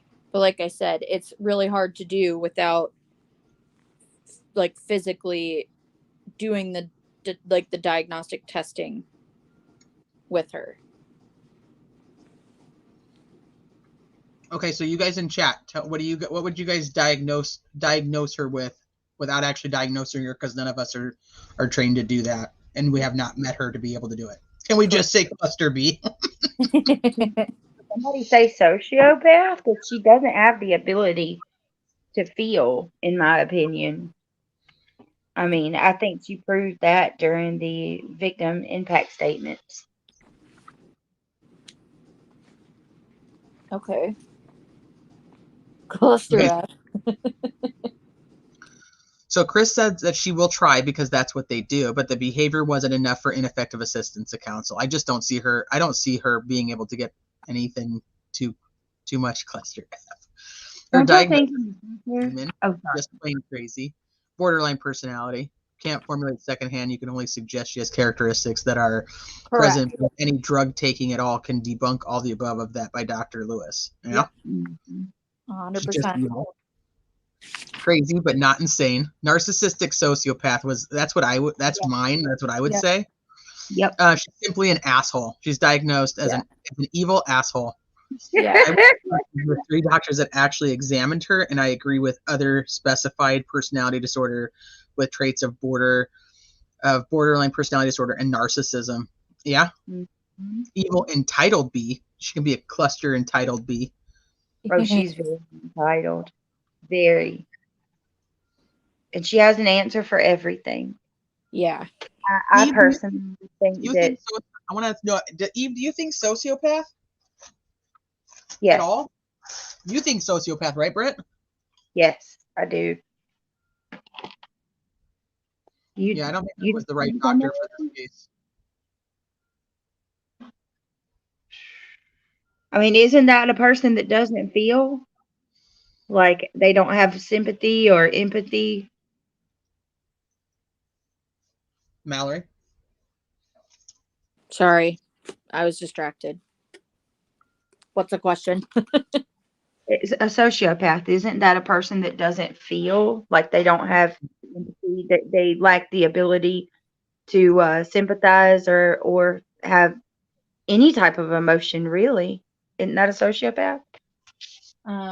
So hang on. I'm gonna try and So see if I can do a better Eve different. said like psychopaths and sociopaths are technically concepts and not Yes, actually diagnosis in the DSM-5, which I knew correct. that about psychopaths. I guess I didn't realize that about sociopaths.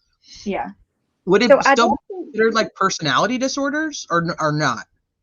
Um, so I believe that they're both under antisocial personality disorders, and they're like different aspects of it. I haven't studied them more recently because I don't work in the field, obviously. Right. But I believe they're both under antisocial personality disorder, and so they're just aspects of it. So it's the but different traits that can cause it. but I Mm. don't think that I don't think psychopath would correlate with her though, because correct me if I'm wrong, a psychopath, they have the ability to fool all of those around them like they're really smart, and they tend to be like the doctors and the lawyers that everybody loves, that go to all of their kids soccer teams, soccer meets and stuff, like, you know what I'm saying, like they're really good at making the community and those around them believe that they're just good, solid, well-rounded people. They're Dexter, basically. Right. Hmm. Okay, so it is okay. That helps me. I mean, I took some psych classes, but by no means was that a field that I would consider myself any form of expert by far. There's so much to it. There's so many facets that go along with ASP, antisocial personality disorder, which basically I think encompasses a lot of what all of us are saying. Right? I mean, that would be kind of it. She would fall under that with all these other things, correct? Am I getting that right then? I would say, yeah. I'm trying to look back. Psychopath, a person affected by chronic mental disorder with abnormal or violent and unstable and aggressive person. So she would be a psychopath, but that's not a DSM-5, right? I mean, we could call her a psychopath. Right. The only difference though is that I know one of the other like Ooh.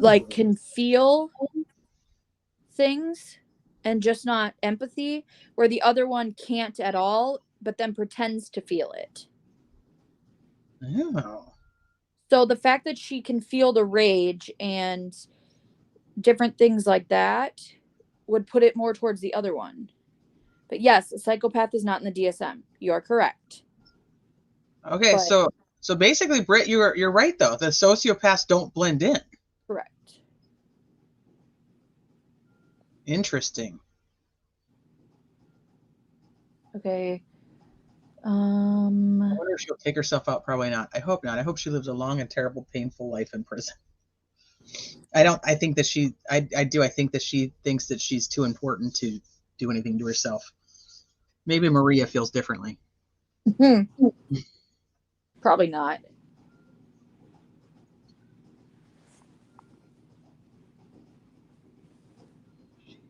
She can say they left. She's just gonna say, "Oh, the personalities are all gone now. I'm all better." Okay. Yeah, that's what I Psychopaths was, tend to feel.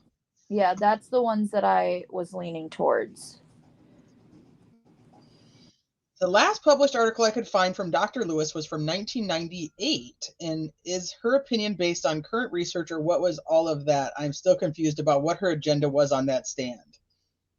My honest opinion is she had no choice but to come and take the stand because she was already the quote unquote expert that was there. So I think she word saladed her way through saying that she doesn't have a diagnosis for Letitia being DID because in her mind, she needed these other tests, which doesn't necessarily, in my opinion, and somebody will correct me if I'm wrong, the other tests would not prove DID. They would prove some type of brain damage that could be associated with DID, but not necessarily prove that she actually has DID. You can't prove DID from the brain scans. But she kept talking about a psychotic break, and in her mind, in her the way she was telling the court was like there's no other explanation for everything that Letitia did but to have a psychotic break. Like it didn't make sense to her that something obviously must have happened to cause her to have some type of psychotic break that caused her to do all these things because it's just evil, like, right? Like that's just how it is. And that worried me because, and if she hadn't word saladed it so much, I feel like the jury would have probably paid more attention, because human nature doesn't understand that somebody could just be so evil, or doesn't want to understand that somebody could be so evil that they would do all of these things. So they very well may believe that somebody would have a psychotic break because that's the only logical explanation of how somebody could be so horrendous to an 11-year-old innocent boy. And I worried that if they had listened to that part, they may have bought into that and thinking that that was the same thing, since she was quote unquote the insanity expert. You know what I'm saying? Luckily she word salad. Yeah. I think she's word saladed so much that you guys are probably like, I don't know what the hell you're talking about. I don't know. Elizabeth, you have to feed the kitten again. I've asked you a couple times in different chats. I don't know if you've seen them or not, but I wanted to know how the little kittens were doing. Is there only one left? You all believe she is very smart. More than one person said she is. I don't think she's highly intelligent. I don't think she's intelligent. I think being able to pass things in school is not the same as actually being intelligent. That's my opinion. Yeah. And I think there's a lot more that goes to actual being highly intelligent than just being book smart.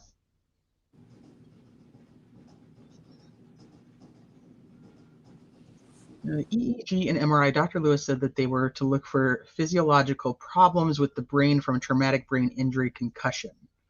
Right, so how does that prove DID? And just because she didn't have those shouldn't have proved DID, so she should have been able to diagnose her that way. And somebody tell me if I'm wrong.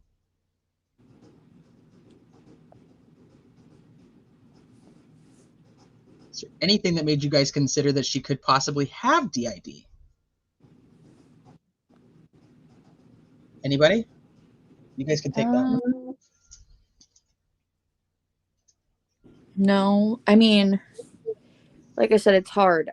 From the beginning, though, just knowing the case before this came up, it was harder for me, but I don't know. I agree, logical one, 100%. Hi, Auntie M. Yeah, AKA Jenny said, I don't think she's smart at all. Yeah, I just don't. I don't find her to be an intelligent human being. Michael Allen, on the other side, I find him to be extremely intelligent and well-spoken. And I find that very attractive. That's my crush on Michael Allen. If we rated her intelligence on her ability to manipulate others, she would be leading Mensa right now. Oh, she would too. She so would. She's just a liar, pants on fire.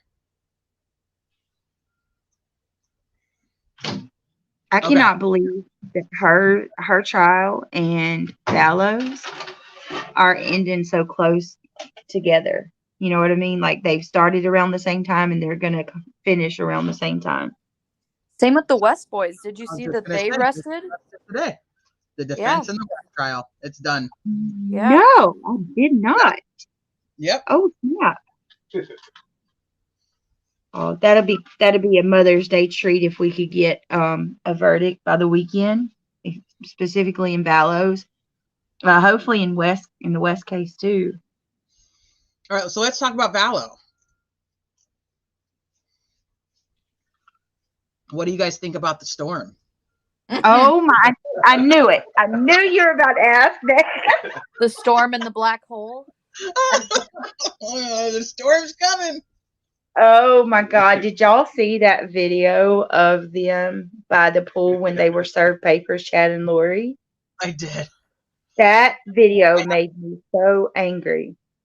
You want to watch it? Let's watch it. Yeah. I thought it was interesting. Lex, no, we haven't talked West yet. We've only done Stauch so far.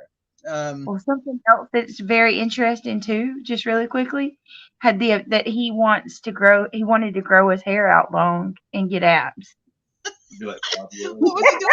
He was doing the Lily workout or the Lily weight loss? I don't know. Could you imagine Chad? What the heck are you talking about, Chad? Oh goodness.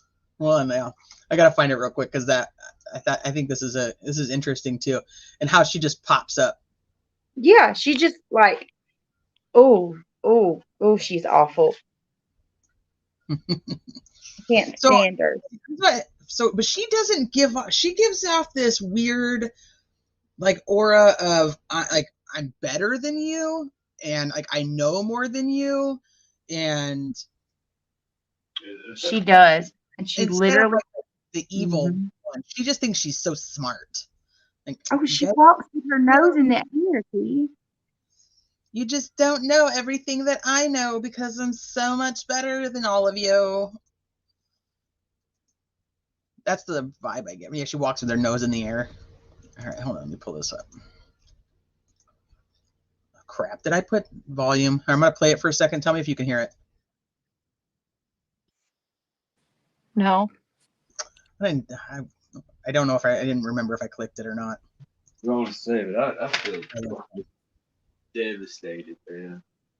Let's do that one more time. Tell me if you can hear it. Yep. Okay. All right, let's make it big. Yeah, Chad is such a hunk.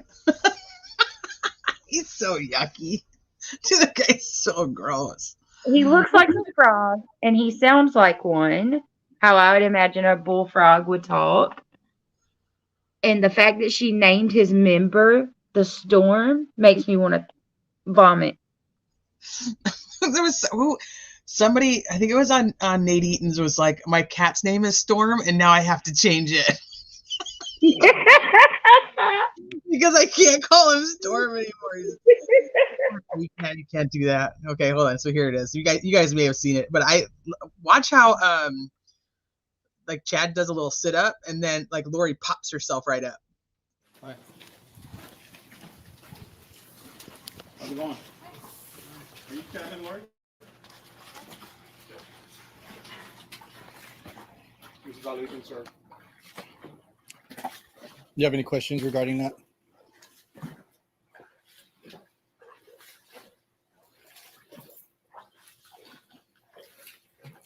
So it is 14:39 hours on January 25th.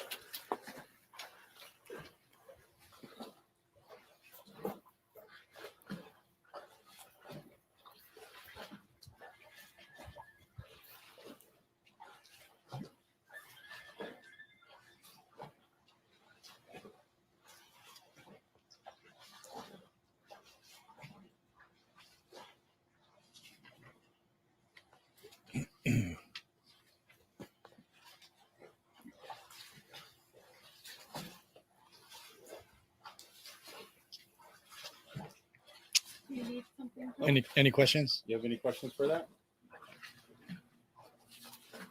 No? Okay. Okay. All right. Have a nice day. Have a nice day. They're like, do you need some? She's like, do you need something? No, I don't need anything. I just need to know if you have any questions.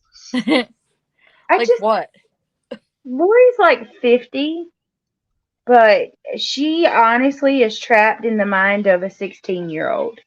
I think she genuinely believes in her mind that she's still, even the way she talks. You know me, Mel. You know me. Like, she still talks like a kid, like a teenager. I think what you said the last time I was on here with you, T, that the things that they were treating Letitia for, Lori exhibits a lot of those symptoms. And I think you're right. Like, I have not stopped thinking about that since you said it. And so do we think that she's I never say this word right. Histrionic? You say it, Mallory or Brittany. Histrionic. Yeah, thank you. Do you think that that's Lori? Or do you think that Lori would be more what do you think of her diagnosis? She's definitely on the narcissism side, but I don't know. So, Britt, according to your thought process on the whole sociopath stands out, psychopath blends in. Yeah. She doesn't stand out as much. No. She's a difficult one.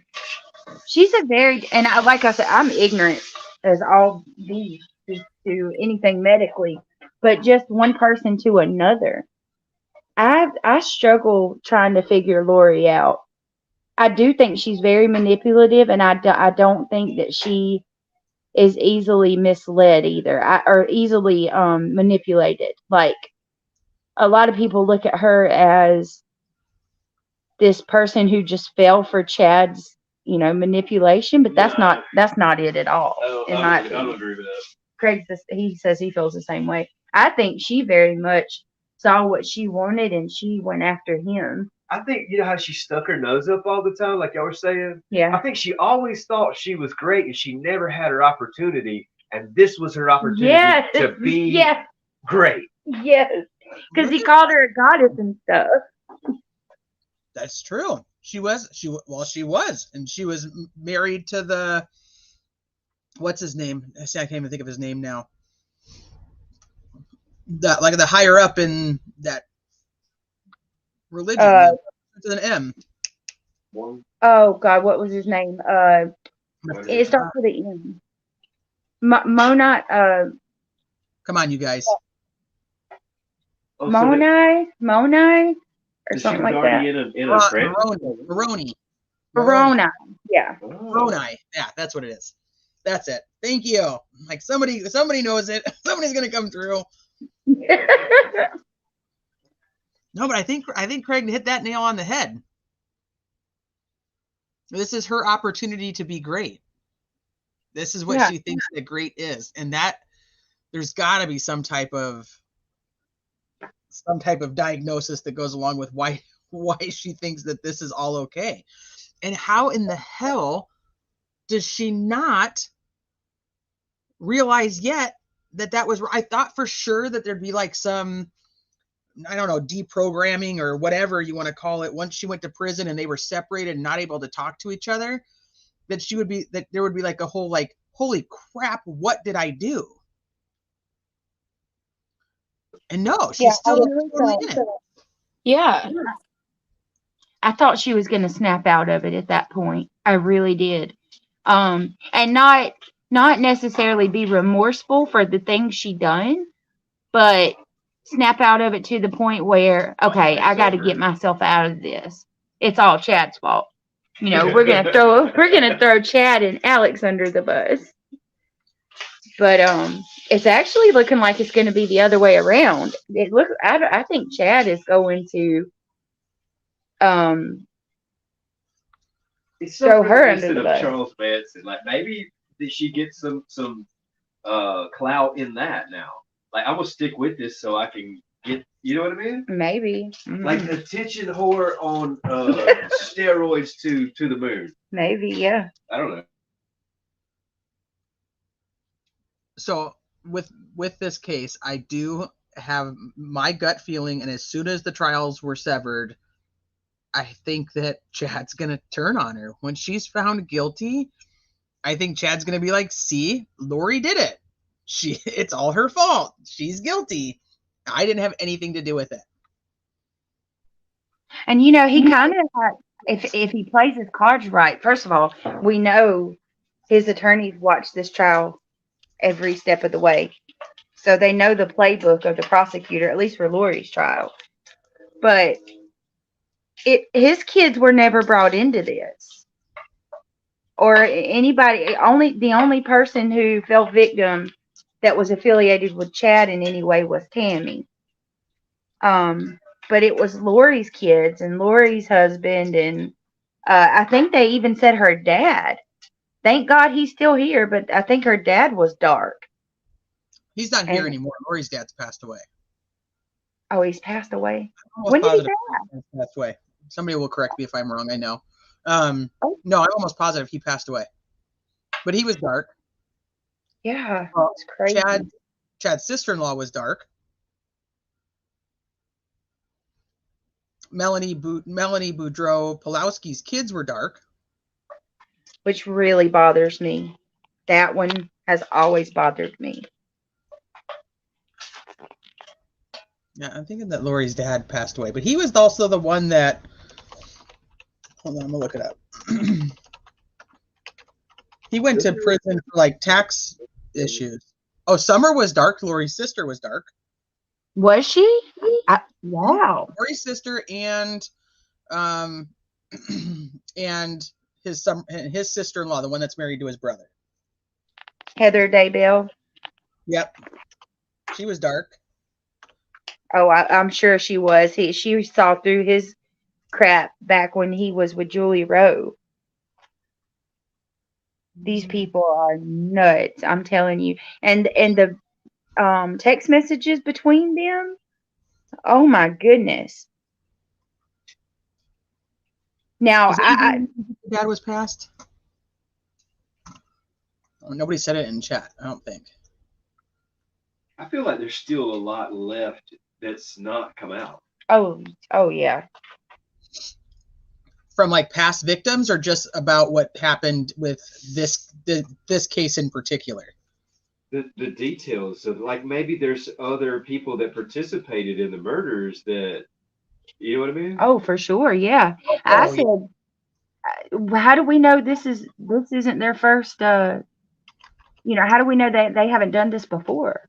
I haven't followed as closely as you guys. Or there's people that believe that it wasn't just Chad and Lori and Zulema and the Melanies. Like they had seminars.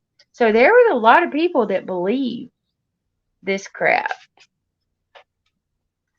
It's amazing to me how people can be manipulated like that.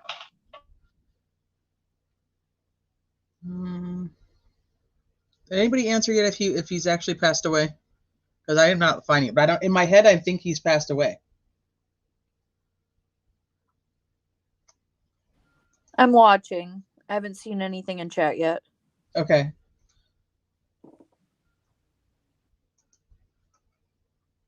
I just want to make sure I'm not making that up and spreading bad info. But in my head, like, I think that's what I know. But now, can I find where I know that from? I can't.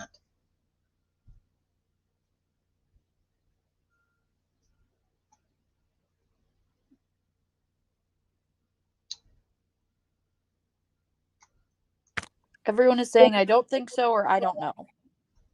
Okay. I'm looking to confirm it. Pretty sure he's alive, someone said. Pretty sure he's alive? Okay. Well, I see, that's so weird. I don't know why I think that then. Did the Netflix documentary mention it? I don't know. No, I feel like the cousin said it, but I don't know that to be true. We're talking about Lori's dad? Lori's dad, yeah. Is Lori's dad still alive, Barry Cox, or is he passed? Yeah, Barry Cox.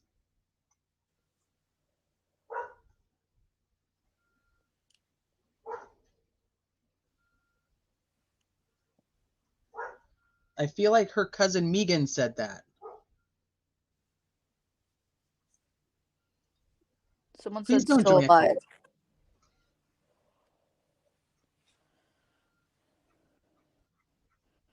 alive. Sunset Gazing said still alive.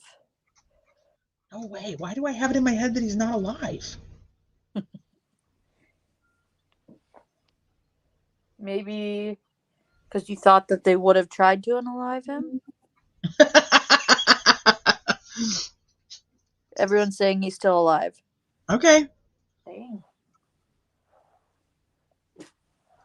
All right. Well, I'm going to dig into it later because I got to figure out why I think that now because that's going to bother me. Barry Cox is still alive. Okay. Well, thank you all. And no, Miss W. Not mine. If people move there to follow Chad. So this is always something that gets me because I think I ask this every time I ever talk about this case. Who is the ringleader? Is Lori in charge or is Chad in charge? Mm-hmm. Who do you think the ringleader is? Who is the mastermind behind this? Lori. You think Lori? Mm-hmm. Brittany, what do you think?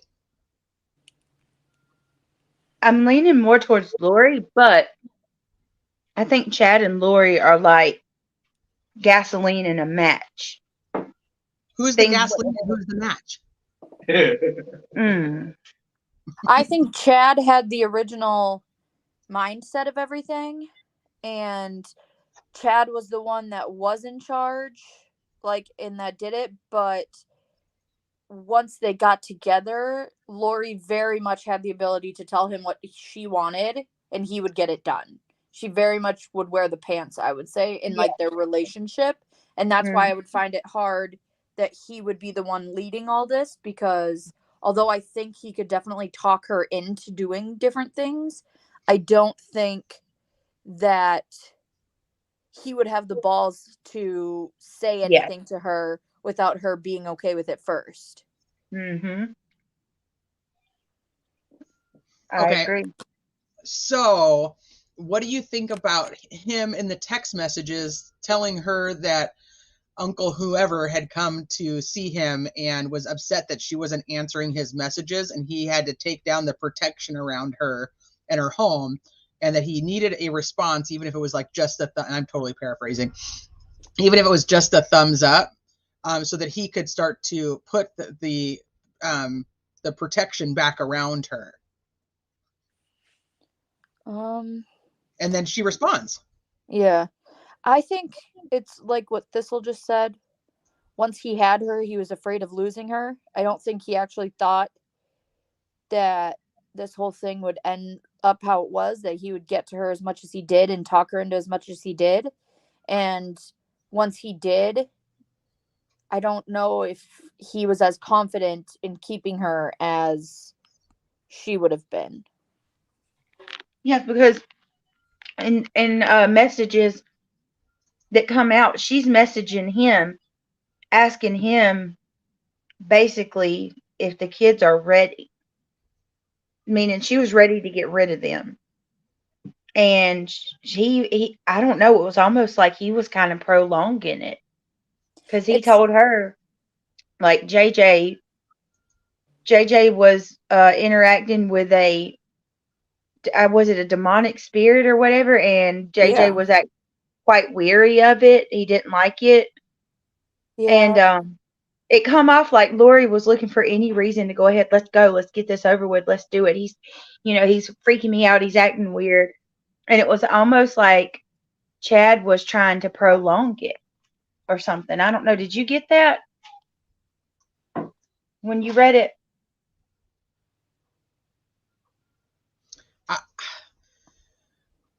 I don't have a good answer. I didn't really get anything. I don't know. I didn't get anything. I got that they went back and forth on like who was in charge of what. Yes. I agree. It's kind of like I feel like they both. It's all very convoluted. Yeah, they both wouldn't make a significant move without the other's permission, but I do think that Lori had a little bit more pull but I also think that she wasn't going to do anything without Chad being like, yes, that's the will of this. You know what I mean? But I feel like what? Hold on, let me look across the veil, and then I'll tell Yeah, you that's if yeah, this like is gonna be okay. she played into it to that point where like he could make her do things by saying that it was the spirit of it or whatever he says. But I think it could have been more like she was like, they need to go and we're gonna do it like this, go do it. And he would jump at that. You know what I mean? So I think it's very much like you said, like double-sided. Because somebody in chat made the point, like, everybody moved to Idaho because that's where Chad said they needed to be. Now, that means that they listened to Chad. But then if you go back to how much she was pissed off about Tammy and pushed that narrative about, you know, the whole Tammy needed to be basically gone, and if not, he should just go be with his family kind of thing, then it's like she had more power. And then you go back to, he's the one who's talking about like the lights and the darks, and everybody goes to him, you know, to get his opinion. But the spirit, the evil spirit that took over Charles was Charles's childhood friend who passed away, Ned. And how would Chad have known that without Lori giving that information? But then also, like somebody in chat also said, that Chad was the one who was giving the blessings. And if he's the one that's giving these patriarchal blessings, then he's the one that's kind of in charge. Yeah, I think they maybe played off each other and they were both in charge of different things almost. But I don't know, because I don't see it as, I could see Chad dropping everything to do something that Lori told him to do in any aspect, but I don't think Lori would drop everything unless he utilized the calling or whatever it is, you know? Or that he had to have the message from the other side, and then she was like, Yes. okay. Like she would do anything he said, but it not coming from him, coming from what she needed to do because that was the will of whatever they had, you know what I mean? But like with him, he would do anything at any point for her. Okay, so Brittany, is Chad going to turn on her? Oh, for sure. He already has. He's definitely going to. Oh, and let me give you an account of how manipulative this dude is. He kept Tammy from talking to his family. I was listening to Heather Daybell, Chad's sister-in-law's interview, and she said that she was always under the impression that Tammy was hateful and didn't really care about what you had to say. You know, like she was just kind of on her own, doing her own thing. And she said she found out later on that Chad had manipulated everybody to believe that about Tammy, because if you had to ask Tammy something, or his family, if his family wanted to ask Tammy something or talk to her, you had to do it through Chad. And she said she even asked her son, who was 18, had Tammy ever spoke a word to him, and he said no, never even to talk to his aunt, and he's 18 years old. So that gives you an idea of how manipulative Chad is too at the same time. But he's definitely in it for She loved himself. children. Yeah, she loved children, and they're like, has she ever been nice to you? Like, they're like, no.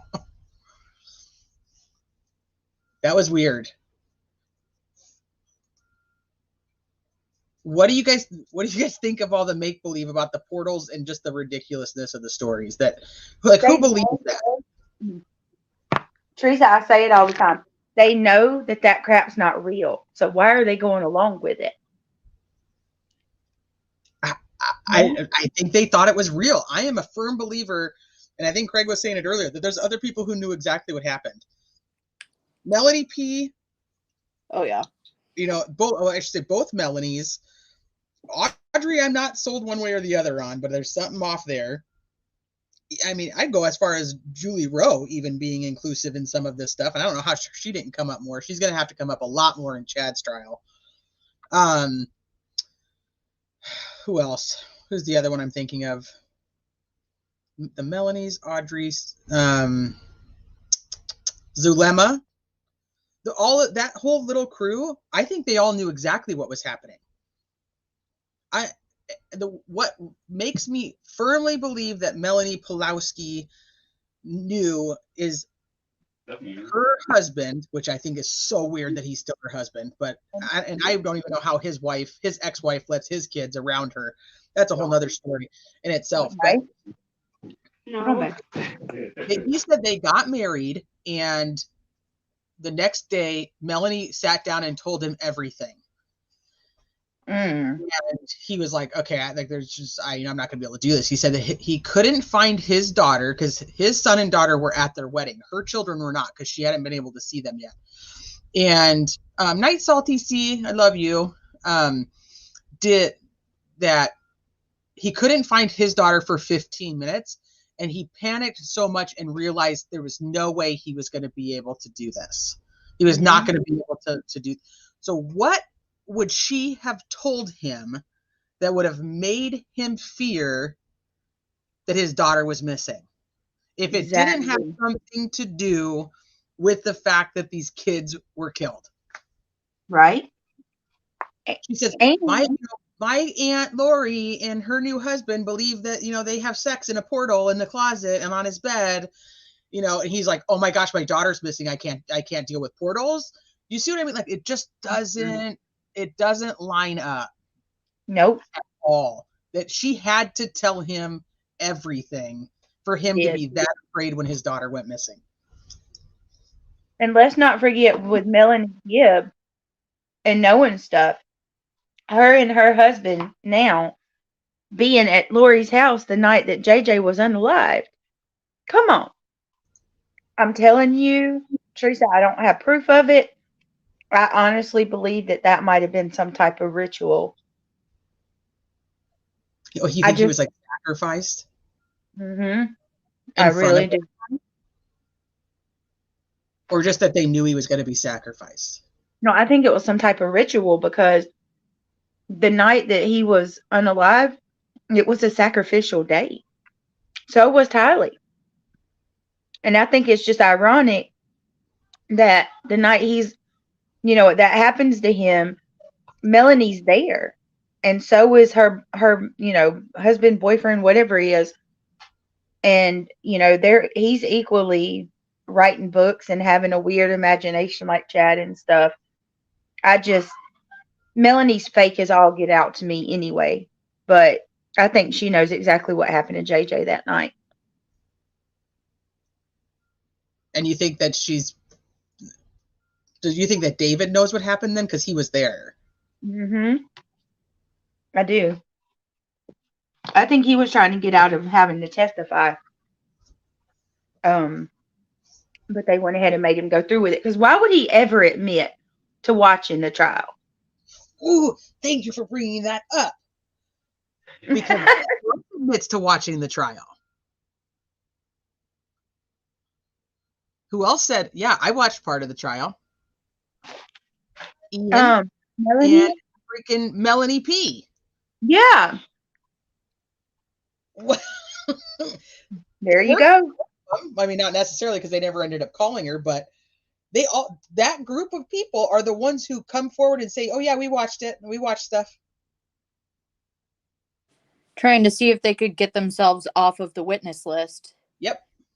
But I also wonder too, because I think me and Britt have talked about this too, whether or not there was, because I found it very weird when David testified saying that he hadn't talked to Melanie and that they were living separately and that she just didn't want to talk to him while this was all going on and all this, and whether or not they're actually still together or not, and if they're just staying together so that he doesn't have to testify potentially, or something like that, because you could tell based on what he was saying how distant they were, but yet neither one is talking.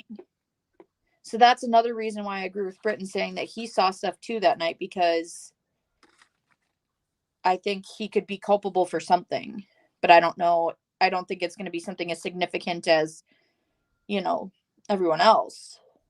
So you don't think if JJ was a type of sacrifice, as sick as that is, that that David was actually involved in it, or do you think that he knew about it later, or it happened and he had no idea what was happening, like how Audrey testified that they all just got in the circle and starts spitting fire and stuff, and she was like, "What the heck's going on here?" And I'm out. I don't know. Something went Any- down. Yeah, I think it could be any of the above, but I think at this point he's very much aware of everything that happened, and that them being married but yet living in separate states and not talking to each other, and all this is very strategic. Oh, I think they'll divorce after it's all over. Yeah, I do too. Really? Yeah. They're not meant to be together. Mm-mm. In the 144,000? His portal doesn't reach hers. No storm is coming her way. No, She doesn't. hell. Maybe the storm is coming her way, and that's why the marriage isn't there anymore. Yeah, she knew Chad first. Yes, she did. That's what bugs me so much about her. And her and Lori, I'm sorry, y'all. Her and Lori, Melanie, Gibb, and Lori are the most flirtatious, touchy-feely women I have ever witnessed in my life. Like, they flirt with every single man they sit down and talk to. Even Hidden True Crimes and Gigi, the ones who were updating us on the trial, they said that Lori is like all touchy-feely and flirty with her lawyers in court. It's gross. What do you think is with the voices? The like all these women's voices are like low and I don't know how, like they're almost like phone sexy. Yeah, like how I talk when I'm over at Abby's. Like that's how you talk after you've had a couple drinks. That's how you talk to me on the phone. No, that's a. You should have heard me the last 2 days because my best friend had a baby, so I've been staying at her house with her boys. And so at night I've been having to like be like, "Hey guys, I have to stay this quiet the whole time," and I'll like so talk weird. like that the whole time, and it's very similar to that. I'm all high strung over here screaming like I always do. That's and Mallory ASMR. But all these women that took the stand, they all talk like that. I think it's because of the religious thing. Or they're rehearsed. Like in the Bible, it says that women should. How does it say, Craig? Like women should have a speak calmly and. I don't know. It says something in the Bible about how women should be mild mannered and to speak, in a soft spoken voice. And I think that's where that comes from. But I cannot tell you what the hell is wrong with them with the baby voice, because I noticed Zulima's got a baby voice, Lori does, and Melanie, both of Melanie's, and it's weird as hell. Audrey had it too. It is. Ugh. As a of attracted. Do you think they're doing it to be flirtatious? Yeah. There you go. Maybe that's I kind of felt like it was like I'm so sweet. I could never be part of something so evil. That's why these boys watch the Japanese girls, because they're like the most hyper feminine women that you can find in the world. Yeah, but that's I get where you're going. It's potentially attractive to some people. Yeah. Yeah, I think too. You got a strong point, T. It makes them sound innocent, like they're not capable of being wicked and doing these crimes. Right.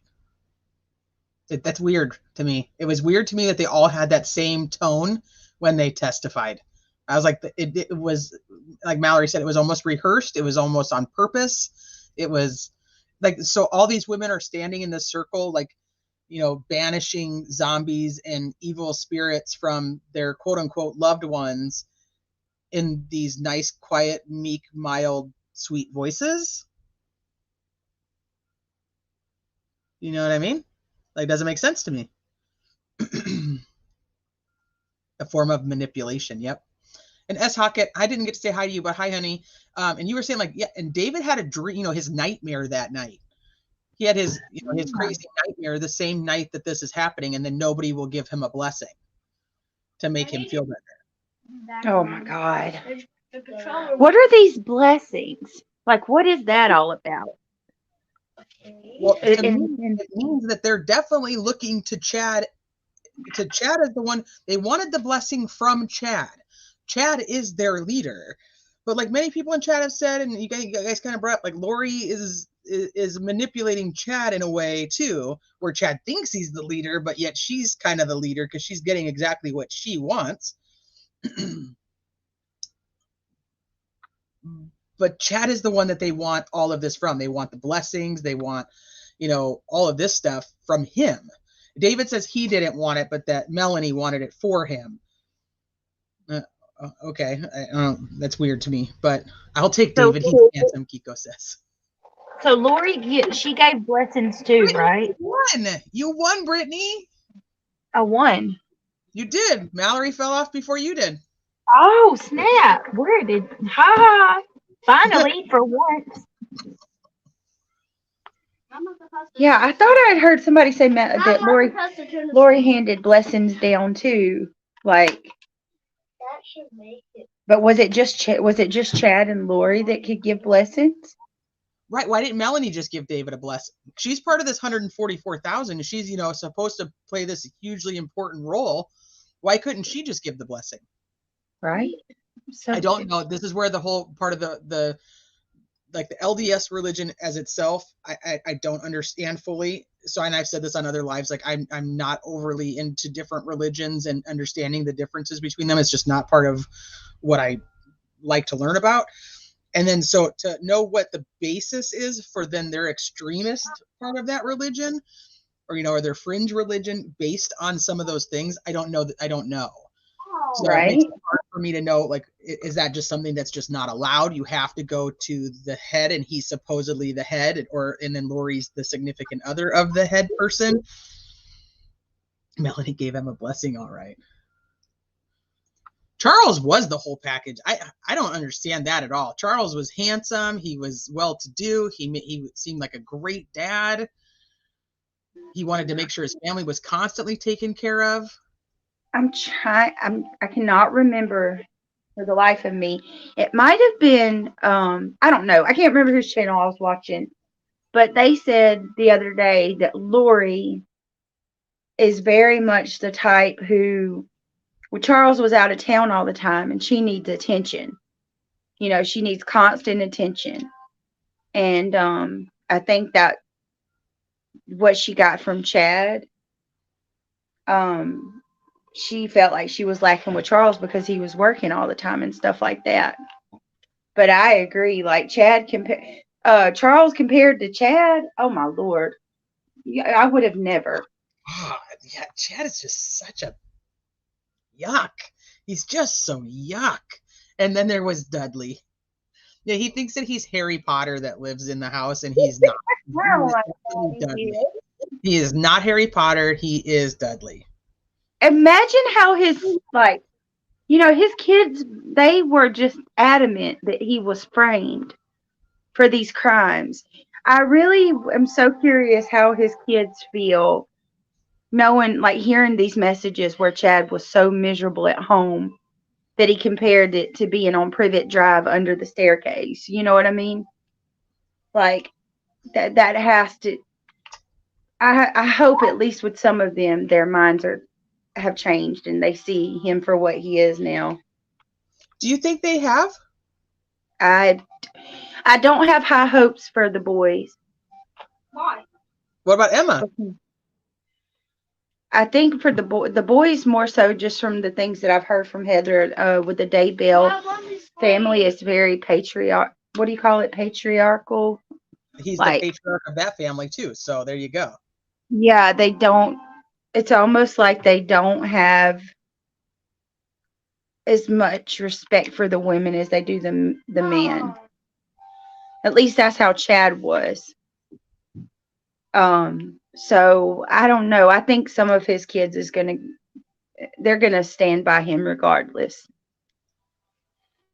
But you can't have that many kids and not one of them see you for what you are. You know what I mean? Like there's got to be at least one of them that sees that he's dishonest and what he did was wrong.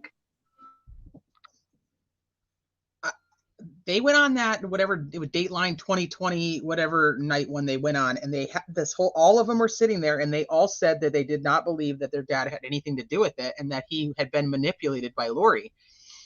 Yep.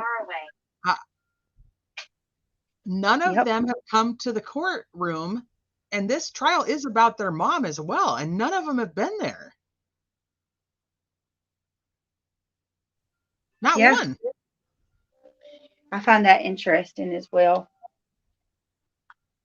But then you think about Chad's, what was it? Three of the kids he sent $8,000 each when they were digging in his yard for Tylee and JJ. Yep. So that makes me wonder just how much these kids know. You know, like, did he just wait till that day to say, hey, I'm about to go to jail. I need you to, you know, this is my bail money. Like, I wonder, I would love to be a fly on the wall for that conversation. Well, they're going after him for insurance fraud. If that's the case, he supposedly has to pay all that money back. But part of the money went to the kids. I don't know if they would go after that. And I wonder how much, if they would or wouldn't, based upon what comes out at Chad's trial that the kids knew, believed, or thought. You know what I'm saying? Yeah. Yeah, I agree. The truth now, I don't know if they ever will, or if they are going to want to believe. The one kid said, and I don't remember which one it is now, and somebody told me this another live too, and I still don't remember which one, but he literally said, if my dad was in charge of the head of a cult, like, we would know, like, we would have been the first ones recruited into the cult. See, they talk about it like it's a joke too. Like, do you remember which daughter was it? When the news crew was out there, she was like sticking her tongue out. That was Emma. Funny. Emma, yes. I don't know. It's so weird. It is so weird. And then again, you know what? His trial might go on, and every one of his kids be behind him, backing him wholeheartedly. Look at Barry Morphew. Mm-hmm. Both of his girls have stood by him the whole way. If they truly believe that Lori is the one who convinced Chad to do all of these things and that she's behind all of it, wouldn't it make sense that they would want her to be the one that's held, or found guilty in a court of law based upon what they would potentially believe if she's the one behind it all?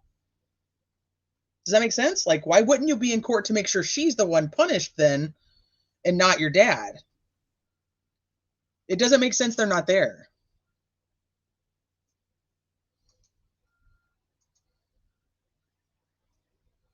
Even think about it. I don't want any really very good. Very well said. And he brainwashed his kids just like he brainwashed Tammy. I do too. Yeah. And if there are people who haven't watched Heather Daybell's interview, it is worth every minute because it gives you a general idea about Tammy and Chad's relationship and just how he is in general. And he's a complete jerk from the way that Heather Daybell explains it. A manipulator and a compulsive liar. She does like a 3-part interview. The first 2 parts are really about Chad and how that was, and it's on the channel Hidden True Crime. They interview, it's Chad's brother's wife, so it's his sister-in-law who he does deem as dark, and apparently they had a very tumultuous relationship already, so no wonder she was dark. So that's one of the people in his family that got deemed dark. And then she recently did, and this person has done a few other interviews on other channels now, Megan, who is Lori's cousin, Yes. It's a very good interview. I did do some research after I watched the interview because I had some questions. And once again, I don't want to go too far to the left here, but she, so she's writing a book, and I don't know how I feel about that because obviously now, writing a book, but it's supposedly based off of hers and others' experiences with like child trafficking, and that she was trafficked when she was a child. And I don't know all the details to it, so I don't want to say too much about that. But it was interesting that there is a little bit of a push now with the I'm Lori's cousin kind of thing. And the only reason I say that, and this is my personal opinion, so please, it's okay if you disagree with me. And if you've watched this interview with Megan on Hidden True Crime, it's a very good interview.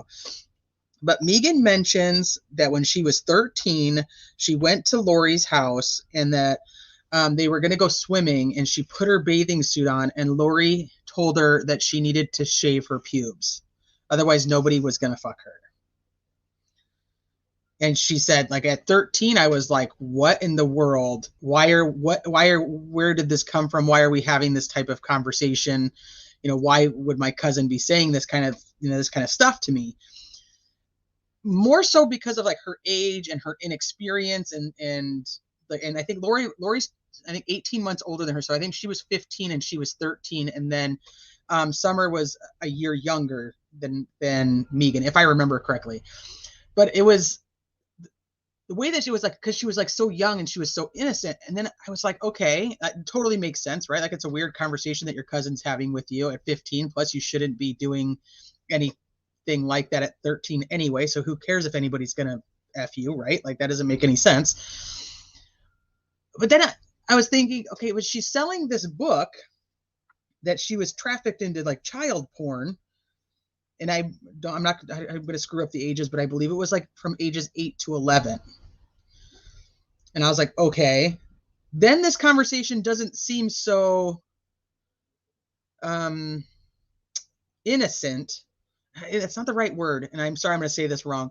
It doesn't make as much sense if she's been through this terrible, which is extremely terrible, from the ages of like 8 to 11.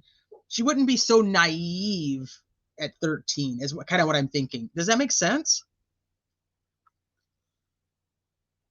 You're muted. I don't know if you're talking, but you're muted.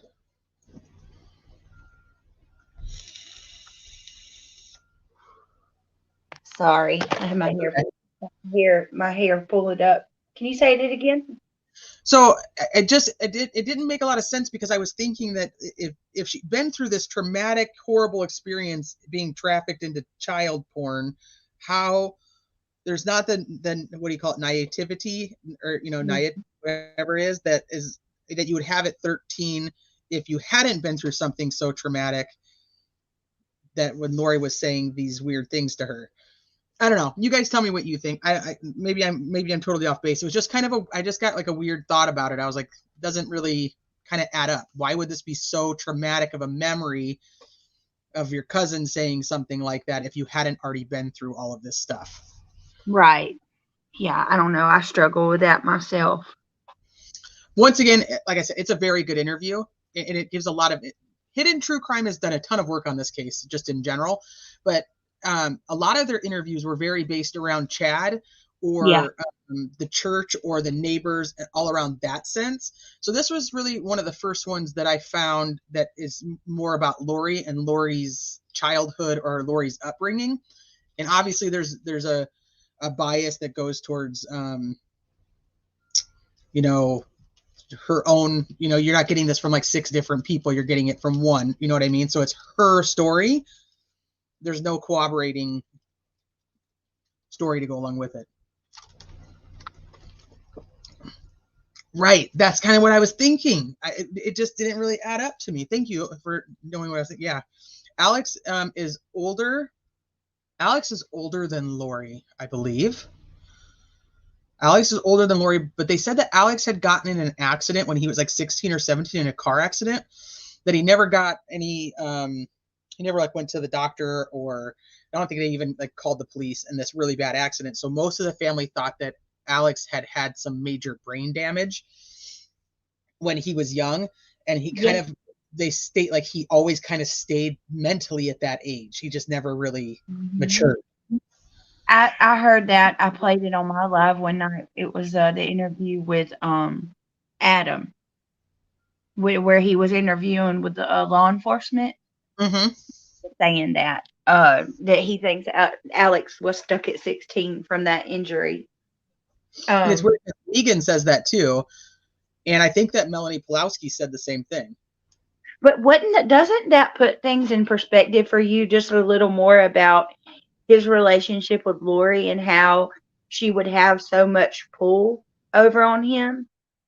You know, if he did have, oh my goodness, I don't think I've talked to you since this come out. I think it was the day before he died. He was on a three-way call. Alex was with Lori, Melanie.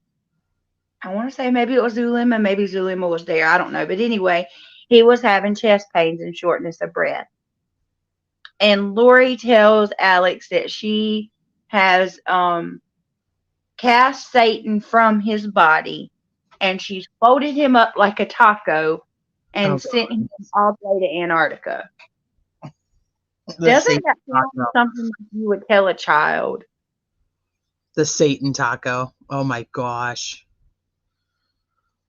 I think she did talk to him like a child a lot. And no way says like that has nothing to do with like that you would go kill people. It absolutely does not.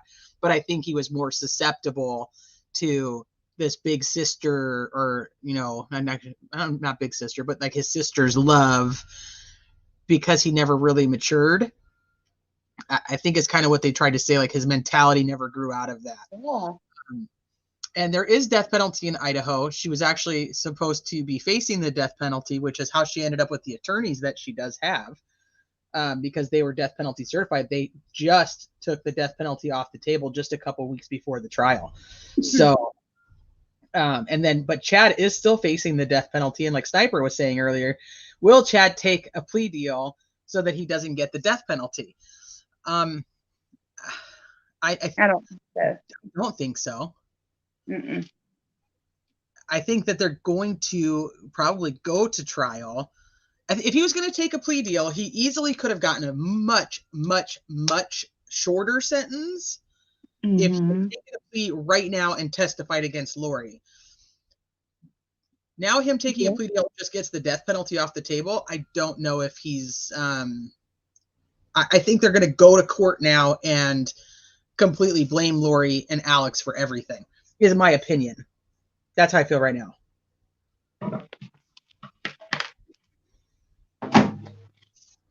Yeah, and then hold on. I don't believe she was saying it on behalf of her embarrassment. It was like to share the point of how callous Lori is.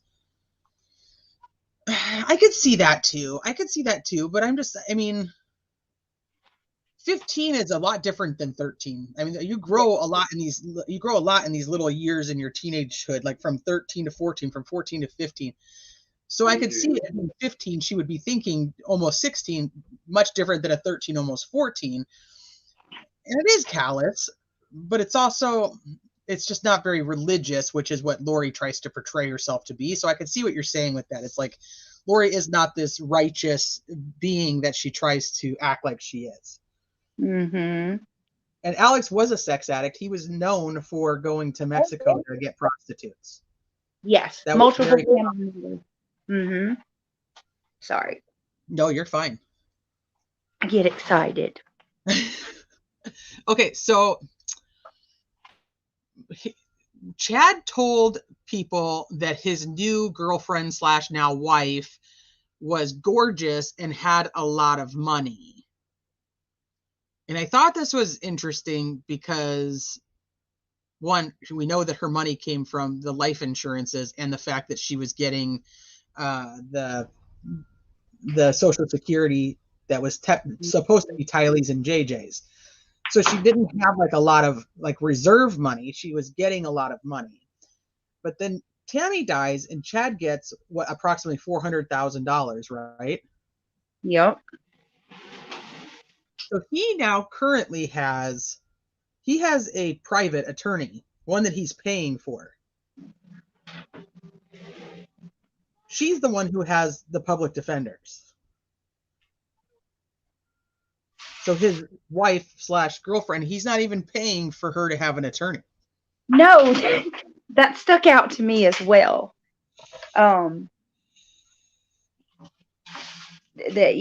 She's stuck with public defenders. Why isn't he paying for her attorney? I'm telling you, I think a month after that man went to jail and he got a taste of being there and realized that he's going to be stuck there for quite some time, I think he was over her pretty fast. I really do. Because look, he had an opportunity for that hearing. They went like a year without seeing each other. He had an opportunity to go see her at one of their hearings, and he passed up on that opportunity. So you don't think he has the same feelings for Lori that Lori currently obviously holds for him, because she would not really let her attorneys throw him under the bus. No. In my opinion, she had no defense. The reason the defense rested was not because that she thinks that the state didn't prove their case. It's mostly because the defense would have to be that it's Alex and Chad. Yep. No, I don't think he has the same feelings for her at all, because I mean, in that hearing that he passed up, she was there with a ponytail tie wrapped around her ring finger to make sure that she had her ring to symbolize her love for her man. The storms suddenly withered away. So gross. So gross. Ugh. Okay, so she's charged, and then because I still want to talk about West. I don't know, you don't. I don't know if you want to stay up and talk about West, or if you have something you got going on too. So by all means, I know that it's late where you are, and you probably have your own stuff you want to do. So it's totally up to you. I'm so happy that you came up, because it gives me somebody to talk to with an actual voice. So 2 counts of first-degree murder for JJ and Tylee. She has 3 counts of conspiracy to commit murder, which is for JJ, Tylee, and Tammy. And then she has the counts of grand theft for collecting the benefits. So tomorrow is closing statements, and then it goes to the jury. What does the jury think on all of these different counts?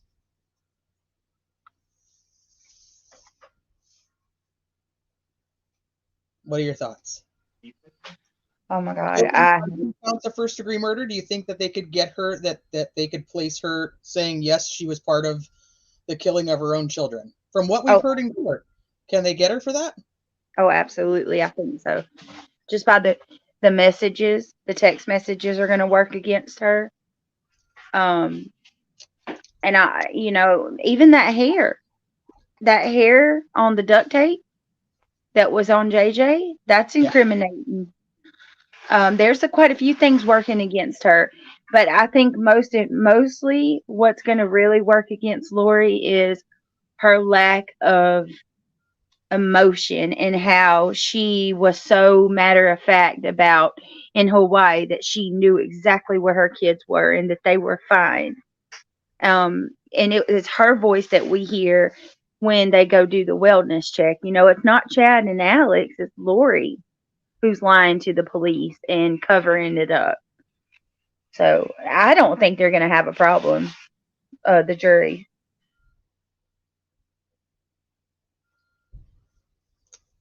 Okay, you think they're going to drop the fraud, or they're going to keep the fraud? Because to me, that would be probably the easiest to get. No.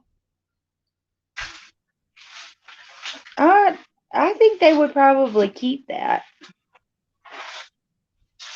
I mean, there's definite proof of that. You know what I mean? Like we have. Yeah, I don't think they'll drop that. Okay, do you? So what? I don't think they will. I think that's probably the easiest to get her found guilty on.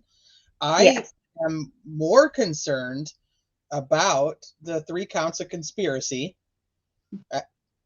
do the text messages prove that she was conspiring to you? Thinking it like as a juror, like, and especially like how we looked at like the Alec Murdoch trial, we didn't know any of the history of it, you know. Here, I think we both know a lot of the history of the case and some of the that didn't end up in the trial. Do you think that the prosecution brought forth enough to say that there is proof she conspired in the deaths of Tylee, JJ, and Tammy?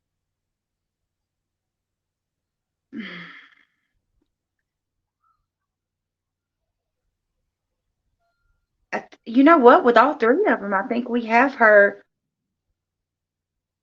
is with Chad talking about, at least with Tammy, weren't they talking about it being Tammy's time to go and how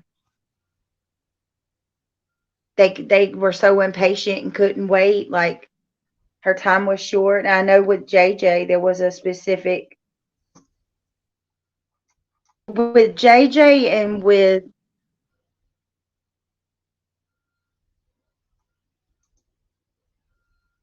I can't remember if they proved that she conspired with Tylee so much, but with JJ and Tammy, I'm going to say yes. You don't think that they proved Tylee? It's not that I think that they have. The problem is, are they going to be able to prove that she took part in it? Is what I'm where I'm coming from at it, and I can specifically remember instances of messages.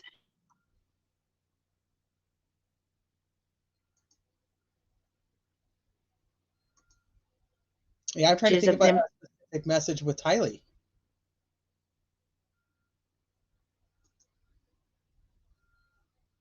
How much time for conspiracy in Idaho? I believe it is life. I'll double check though. Hold on. Conspiracy to commit murder, Idaho sentence.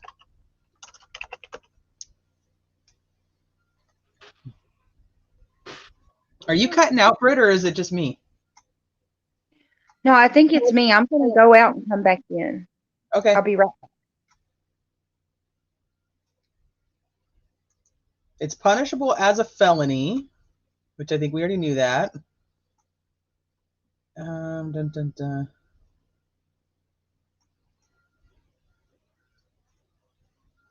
I think it's life, but I'm trying to find it in writing so I can just make sure I'm 100% right.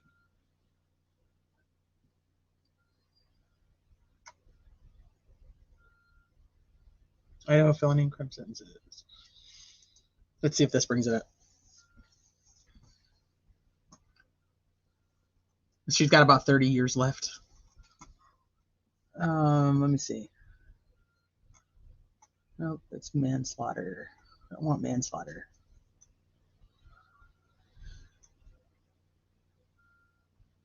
Sorry, guys, I'm just reading. I'm still here.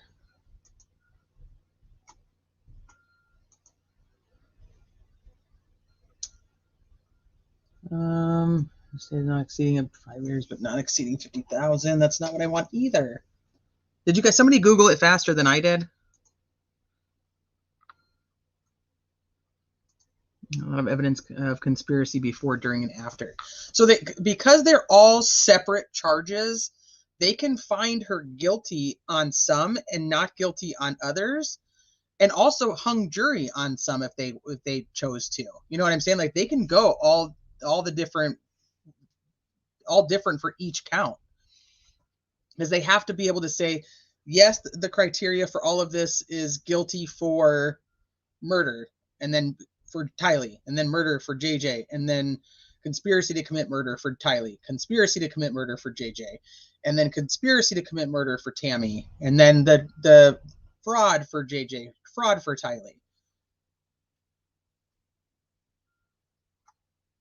Storm shrinkage. So Arizona also has the death penalty. But I don't know if she's actually charged with murder there. I think she's only charged with conspiracy in Arizona. Am I wrong? Britt, do you know?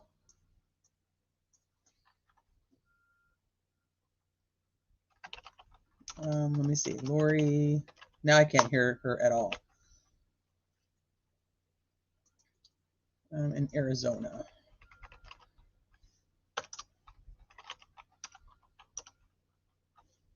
Let me see if that pops up. Yeah, it's she's charged with conspiracy to commit murder on Charles.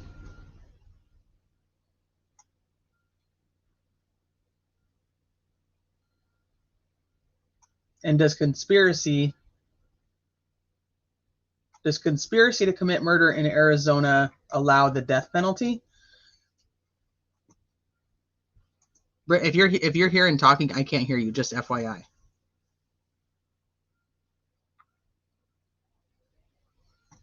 Let's see. Death penalty,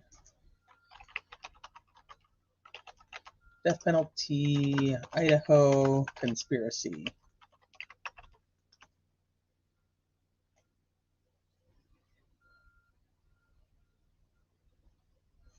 Okay, so death penalty would have been for conspiracy as well. So then that means that the alternative would be life. So she could get five life sentences, plus whatever the sentence is for. It's such a mess because of the taking off the table of the death penalty.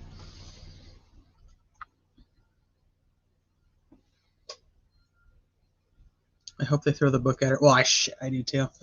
I just don't know what they're going to do about Chad then.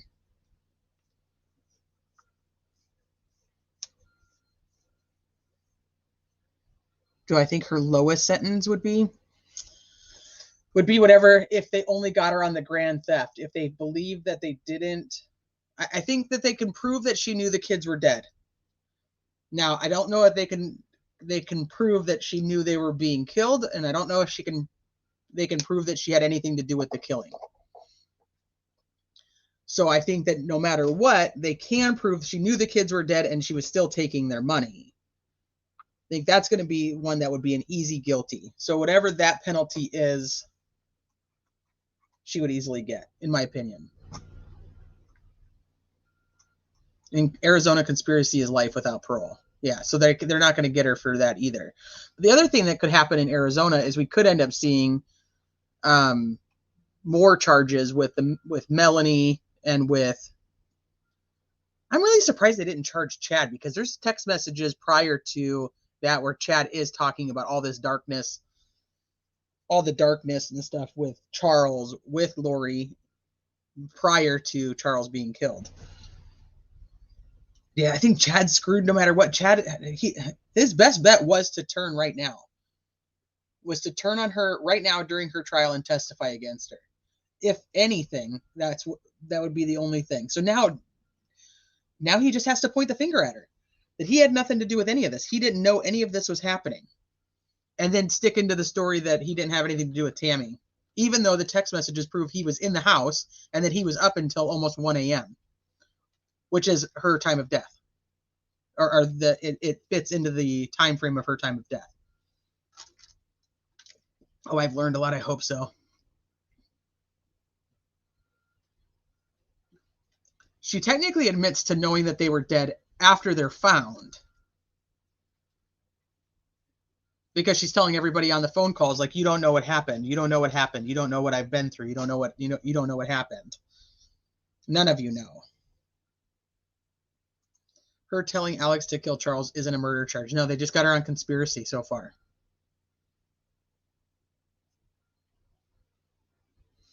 See, that's going to get him. So now, does that mean that they can only get him for like a conspiracy after the fact, or tampering with deceased human remains, or what would the other one be like? You know what? I just got an email back. I just got an email from El Paso County on Letitia Stauch's my request for her stuff. If you would like me to continue with my research to provide a full cost of your request, please let me know. A request involves such a large volume of records that the custodian cannot reasonably prepare or gather the records within the 3-day period without substantially interfering with the custodian's obligation to perform his or her public service responsibilities. the 1,050 pages, we have completed the initial 1 hour of research. The cost of the case report only is $2,350.60.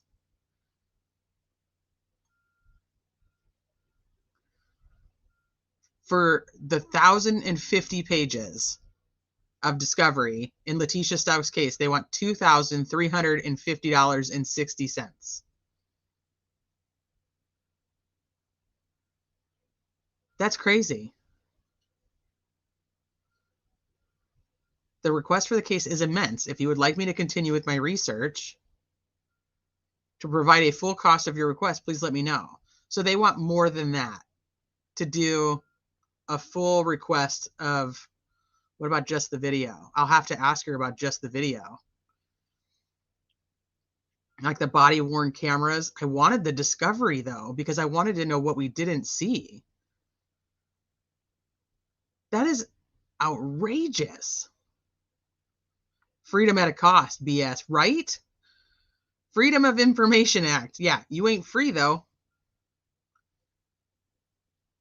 That is crazy to me. And she sent this after 8 o'clock at night. That's interesting too, that they responded.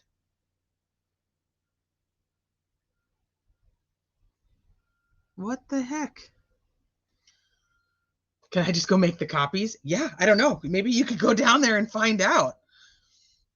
Because I'm pretty sure that the taxpayers have already paid enough for Letitia Stauch. Right? I mean, you guys should be able to get it at free. I mean, maybe not necessarily free, but come on. 1,000 pages for $2,300? Which doesn't include, the request for this case is immense. Yeah, look at what Dr. B paid for the Watts case. That's absurd. All right, well, I'll have to write her back and just see what it would cost, what it would be. God, I wanted that damn discovery. It sucks. I'm not surprised. I didn't think it would be that much. I thought it would cost, but I didn't think it was going to cost that much. I'll write her back though, probably tomorrow, and find out if I could just get, I want the body cams that they showed in court. You know what I should do is just like, maybe I'll wait. Maybe I'll wait and see if any like the local news gets it.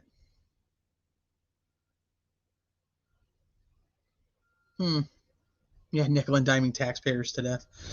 It's like, dang, you guys already paid for her attorneys and Dr. Lewis. Well, not technically, you haven't paid for Dr. Lewis yet. That one's still coming. That just seems ridiculous to me, though. All right, well, I guess I'll keep you guys posted on that, because I'm not paying thousands of dollars for 1,000 pages. Maybe it'll go on sale. That's just ridiculous to me.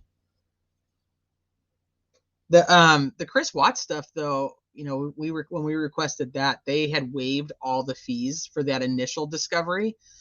When Dr. B wanted to go back and get the stuff from the actual police department, they charged her, they nickel and dimed her. But the DA's office waived the request. So I'm wondering if maybe I should contact the DA's office. Yeah, blue light special. There should be like plenty of people will pay for it. Yeah, and I ain't gonna be one of them because I ain't paying for that. That's crazy. I really want the body cams because I really want to see. I want to see them up close, one, and I want to be able to see if you can actually see the suitcase, if you can see the suitcase in the closet, or if you can see the suitcase or in the storage room, or if you can actually see it in the truck, because I've heard both and I've never gone back and actually tried to see it because it was so bad. They didn't even have the video up. Tell her you're a student and you need the information for free. I should, huh? I should help a sister out. Come on. That's bullshit. Dang it. That kind of upsets me. Hi, Boo Sheet. Great. In my next tax increase to fix the roads. that they never fix. I'll get to pay for the quack. Yes, you do. That's the fix the roads is code for Dr. Lewis. No, maybe I'll just wait and see, because I wanted that, and then I really wanted to watch. I wanted to see the 14-hour interview with Dr. Lewis. Maybe she'll get a copy of it and put it in her next documentary. Dang it. That's frustrating. Sorry, guys. We'll see what happens.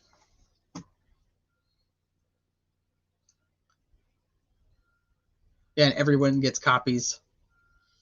Maybe I'll put that offer out there to the true crime community and see if anybody wants to do it all together, and we can just get everything. I don't know. See, like a local news agency might get some of the videos, but I'm going to ask her for the videos and just see how much the videos will cost. If I say I want these specific things, she'll just give me that. But I think that's crap. It's crap that we even have to pay for it. I mean, I get, like, I'll pay for your time, but I'm telling you, it doesn't cost you $2,300 in time for you to send me a PDF of 1,000 pages. That's bullshit. Lolo, that's hilarious. I should have been like, I'm with Dr. Lewis and her son, and I definitely think that I should get these at a discount. Yeah, Dr. Lewis she did that to herself. I think that she, like I said this earlier though, I think she's a really intelligent person in her own field of the path that she created. I don't think that she even knows what the medical procedure or the proper way to do all of that even is anymore, because I think she's just kind of lived off in her own world for so long now that that's all she sees, which is like a confirmation. Isn't that confirmation bias? Is that what that one is? Or is that the cognitive dissonance or whatever it's called? And in her own mind, I mean field. Yeah. Yeah, I'll pay your hourly wage. What's that, $20 an hour? I got you. Whatever. We'll see what happens. Okay. So Lori, back to Lori real quick. So Lori, we got closing statements tomorrow, and then we've got goes to the jury. So we'll be on jury watch after that. And then we have the West kids, the West boys. Yeah, it is confirmation bias, Nicole. Okay. Yeah, it's one of those. Yeah, and I'll buy the paper. Yeah, I'll send you the paper. Her son is like, come on, you need to make the money. I need the inheritance. I need to buy some cigarettes. Yeah, she's done. Her career is pretty much done. She needs to just pass that torch, not to her kid. So closing arguments are tomorrow, and they are not being aired. The verdict in Lori's case will be read live on, and Judge Boyce has his own YouTube, and I believe it, from what I've heard, it's going to be on his YouTube channel. And they said that they'll give the feed to like the media. So like Nate on East Idaho News, he'll have that. The judge, as far as I know, did not set any time limits for closing. Let me double check Nate's Twitter from today. I know he had his every night he has his courtroom insider. Let me just see. I don't want to get it confused with West, because at that point they still hadn't given any time limits for West either. But I don't think they did for Lori. Let's see.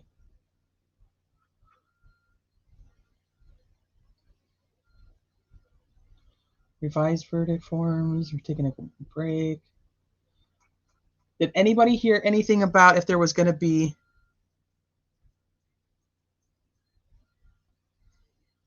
a time limit on Lori Vallow Daybell's closing arguments or closing statements? They're not arguments anymore.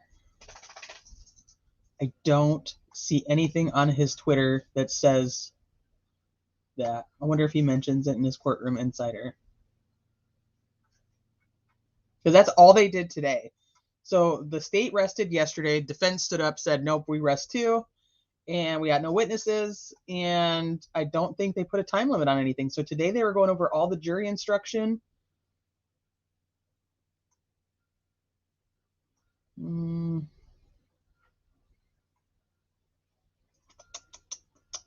I got nothing. I don't see anything on that. I didn't hear a time limit. I don't see a time limit. So yeah, only the verdict is going to be done live. The judge approved that. So we'll get to watch that live when it does come in. If it's not at a time that I'm picking up kids, I'll probably stream it if I can. It just depends on when it comes in. Yeah, defense brought nothing. They asked for, after the prosecution rested, they asked for 15 minutes to talk with Lori about what she wanted to do for her defense. And they came back into the courtroom and said, at this time, we do not believe the prosecution has proved their case. And and the defense rests. We're calling no witnesses. Yeah, they're only airing the verdict, not the closing arguments or closing statements. So we'll get to watch the verdict. We'll get to see her. They said there'd be an hour notice for the verdict stream. I heard a half hour, but maybe Nate did say an hour. I got 3 trials going on right now, so I could be mixing those 2 up.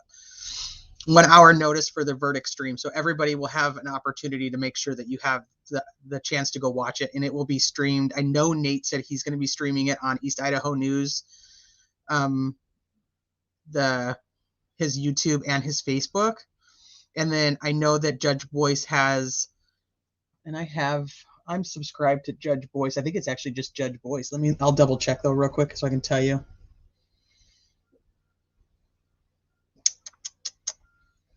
Let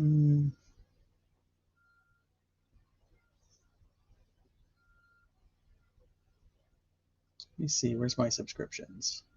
I'm used to doing everything on my phone, so it's like when I go onto the computer to do it, I'm always like,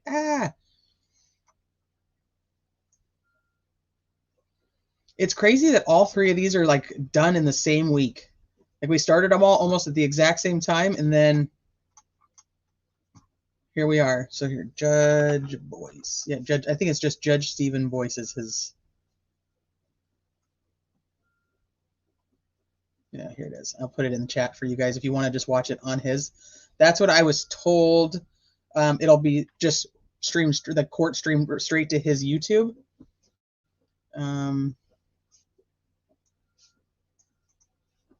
Let me see if this works. Yep, no insanity in Idaho. I actually think she would have been a better candidate for Dr. Lewis. Let me know if that link works, and if it doesn't, I'll try something else. Oh, this might work better. Hold on. See if it's the same. It's probably the same. I think it is. Okay, so one of those should work. So that's Judge Boyce's. It's also good for when they do. So Idaho, they do not do the sentencing right away, like how we watched with Letitia Stauch, like she was found guilty, and then all of a sudden it was, here's her sentence, and bada bing, bada boom, it's done. Idaho, it's not like that.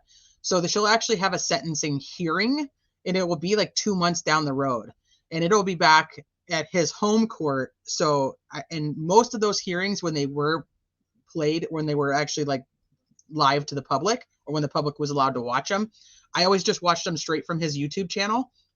And so the sentencing most likely will be on his YouTube channel as well.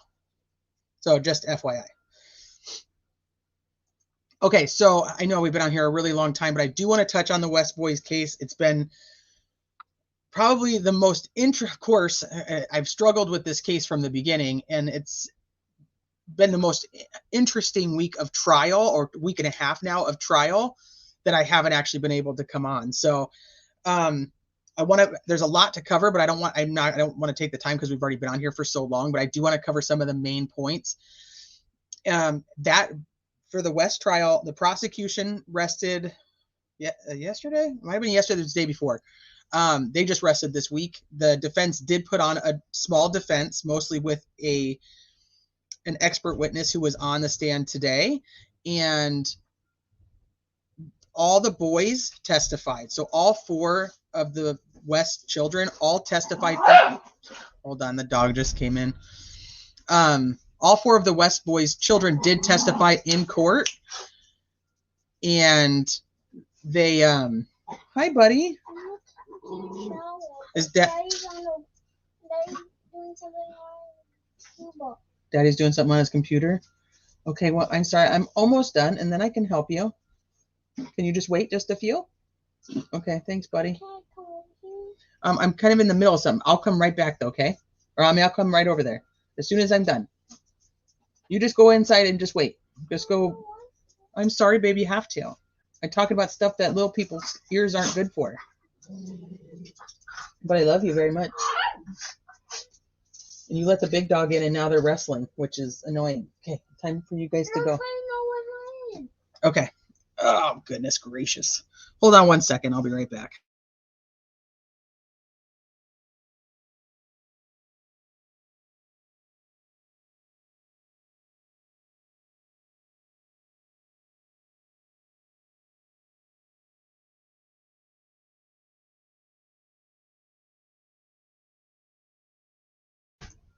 All right, I had a tiny human interruption with a big dog.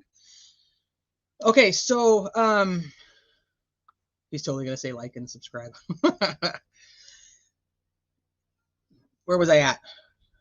West. Okay, so the defense had a couple people that they recalled that were on the prosecution's list, and all 4 boys testified. This was very convoluted in trying to listen to the testimony because the boys gave their statements 2 years ago? I think it was 2 years ago. So end of 2020, beginning of 2021 is when most of these statements are from. So a little over 2 years ago. And they're they were all young. They were 10, 9, 8, and 7. I have their ages written down. But also all 4 of them, 2 of them are adopted and 2 of them are their biological children. So when they gave these statements, like I said, it was over 2 years ago. And so when they put them all on the stand, there was a lot of, I don't know, I don't remember. I love my mommy voice. Thanks. It's my sweet voice. I can't do anything wrong. I'm the mommy voice. So I'm going to go back because I want to make sure I'm giving you guys the right ages. But they put them on the stand, and it was tough. And so then there was a lot of them saying, like, I don't know, I don't remember. But then they went and, like, we're playing the videos of their interviews from 2 years prior. And they still were like, well, I don't really remember saying that, or I don't know really why I said that. So there's a lot of back and forth. So the biggest thing I can tell you guys is the oldest son is the prime witness. His name is Adrian. He's their biological child. He was 10 at the time. He's 12 now. All the testimonies varied. They all varied from each other. They all varied from the time they were on the stand, the time they testified in front of the grand jury, and then also the time that they were interviewed. I really hope that they're going to take it into consideration. It was the most damning testimony was from Adrian, who's the oldest one. He's the one who stated that before they moved to Cal City, Orrin had gotten sick and was vomiting. And the next morning, his mom and dad, Trezell and Jacqueline, had come in, and Orrin wasn't breathing. And that they had a conversation with him that stated, if we call the police, then all the boys are going to be taken away from us. And he says they asked him, do you want us to do that? And he says, of course, no, because he doesn't want to be taken away from his parents. So he says that Orrin passed away at the apartment in Bakersfield and that he saw him, but he's the only one that saw him and the other boys didn't know. And that he made a promise to his mom and dad to keep it a secret so that the other kids wouldn't find out and that the other boys wouldn't be taken away. Now, this story does change. It goes from this didn't happen to this did happen to I don't remember this part of it. I do remember this part of it. It evolves. And then when he's on the stand, he's like, I don't really know. I'm not really sure. It's going to be really hard for a jury to believe any which way, except for the fact that nobody else in the entire family has seen those boys since the summertime. He says a week and 4 days later, they had now moved to Cal City, and he heard a thump in the night. This is what he testified at the grand jury. He heard a thump in the night, and then he never saw Orson again.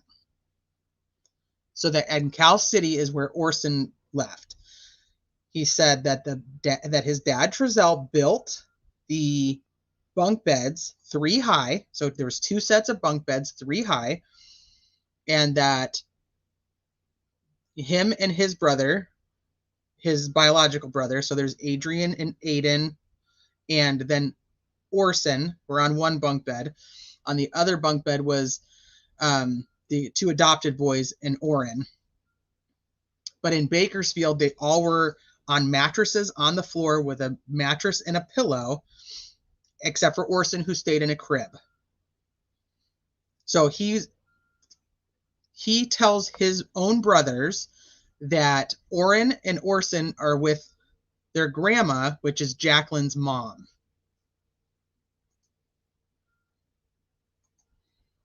Okay, hold on. I just lost all my comments. There we go. The other boys say we haven't seen Orrin and Orson for a while. Some of them say that they're at the other grandma's house. It's like I said, it's very convoluted, and there's a lot of story changing, and it continues to go back and forth a lot. Then you have so once the prosecution rests and the defense is up, they bring back up the social worker who did the interviews. They ask her some questions, and then they bring up an expert on child forensic testimony or interviews, child forensic interviews. And she states that basically she goes through like confirmation bias. She goes through, what else does she go through? She goes through suggestive questioning, cognitive dissonance. I mean, just basically that any type of questioning of these children that she watched in these interviews. And she talks about that she watched over 100 hours worth of interviews with the children. I'm probably sure, I assume that means she watched a couple of them multiple times. And she watched 100 hours and she makes $350 an hour. The 16-year-old foster child did testify. Was that before or after I stopped talking about it, or before I took my break? You could be on point there. So the 16-year-old foster kid, he lived with them, and he talked about some of the things that had happened prior to the other 2 adopted boys, because he didn't know Orrin and Orson, but he did know the other 2. And it's funny because they named all the children with like the same name. So like their 2 biological kids start with an A. The first set of adopted boys start with a D. And then obviously we know that Orrin and Orson start with an O. So it's like they had like these little batches. All of the kids talk about how much Orrin and Orson cried. The other huge part of the testimony that comes out was, I'm going to back up in my notes because I want to make sure I tell you guys this right, because this was huge to me. And nobody on the defense ever really went at this, which I thought was interesting, because this is abuse. Let me see. Talks about that the Orrin and Orson. Yeah, that was a former the one that I've been talking about is not a former foster kid. It's their biological kid, but an ex-foster child of theirs also testified. Yes. What's your sign? Yes. So Orrin and Orson chewed with their mouth open. They chewed with their mouth open.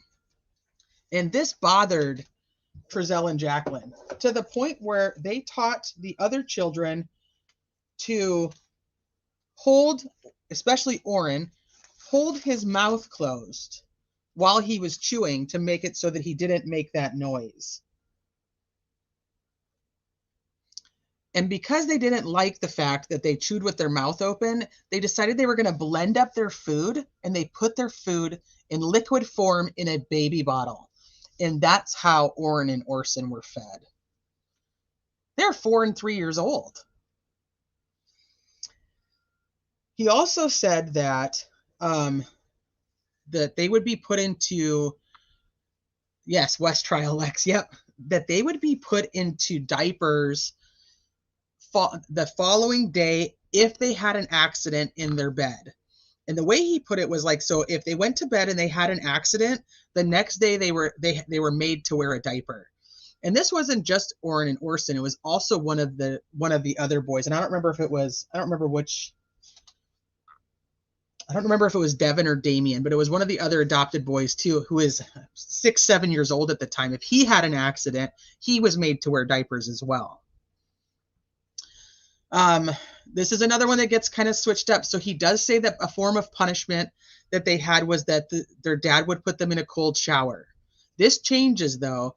And he says that in a different interview, because remember, so the oldest boy was interviewed forensically, quote unquote, forensically interviewed 3 times. What that actually means is the first time was the night that the detective or Officer Hansen went to Wanda West's house and interviewed all the children, asking questions, because that was when they were doing the interviews, trying to figure out if the boys were taken.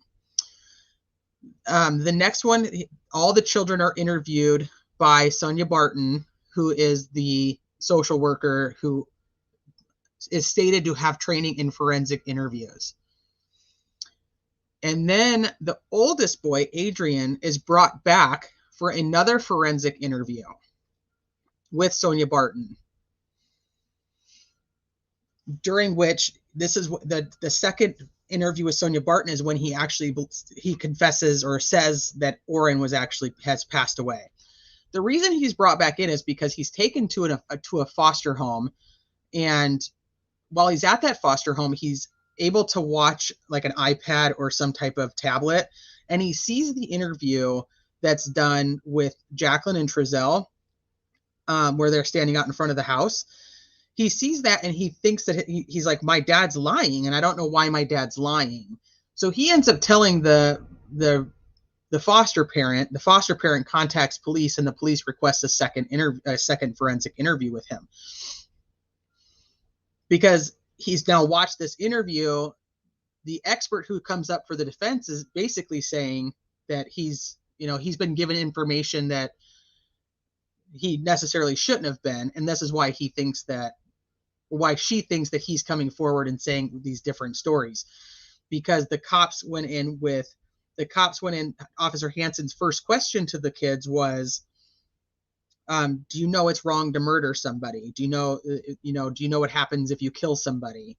And so the expert's trying to say, like, they were already the children were put in a position to believe that when the following questions regarding Orrin and Orson come up, that Orrin and Orson must have been killed or murdered.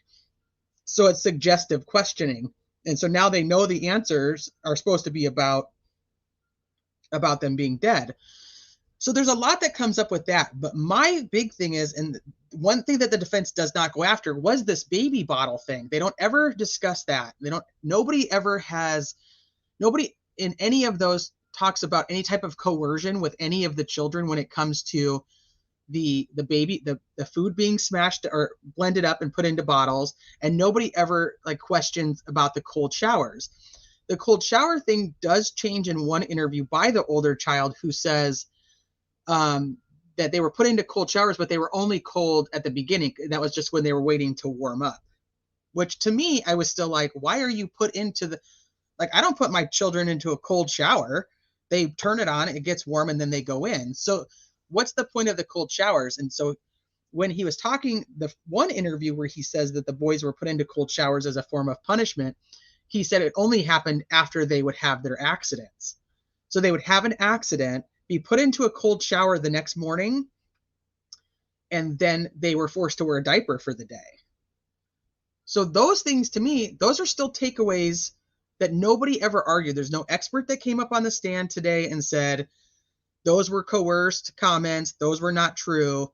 They only focused on the coercion when it came to Orrin being killed in Cal City. That's the only thing that they tried to convince that the jury that there was coercion on.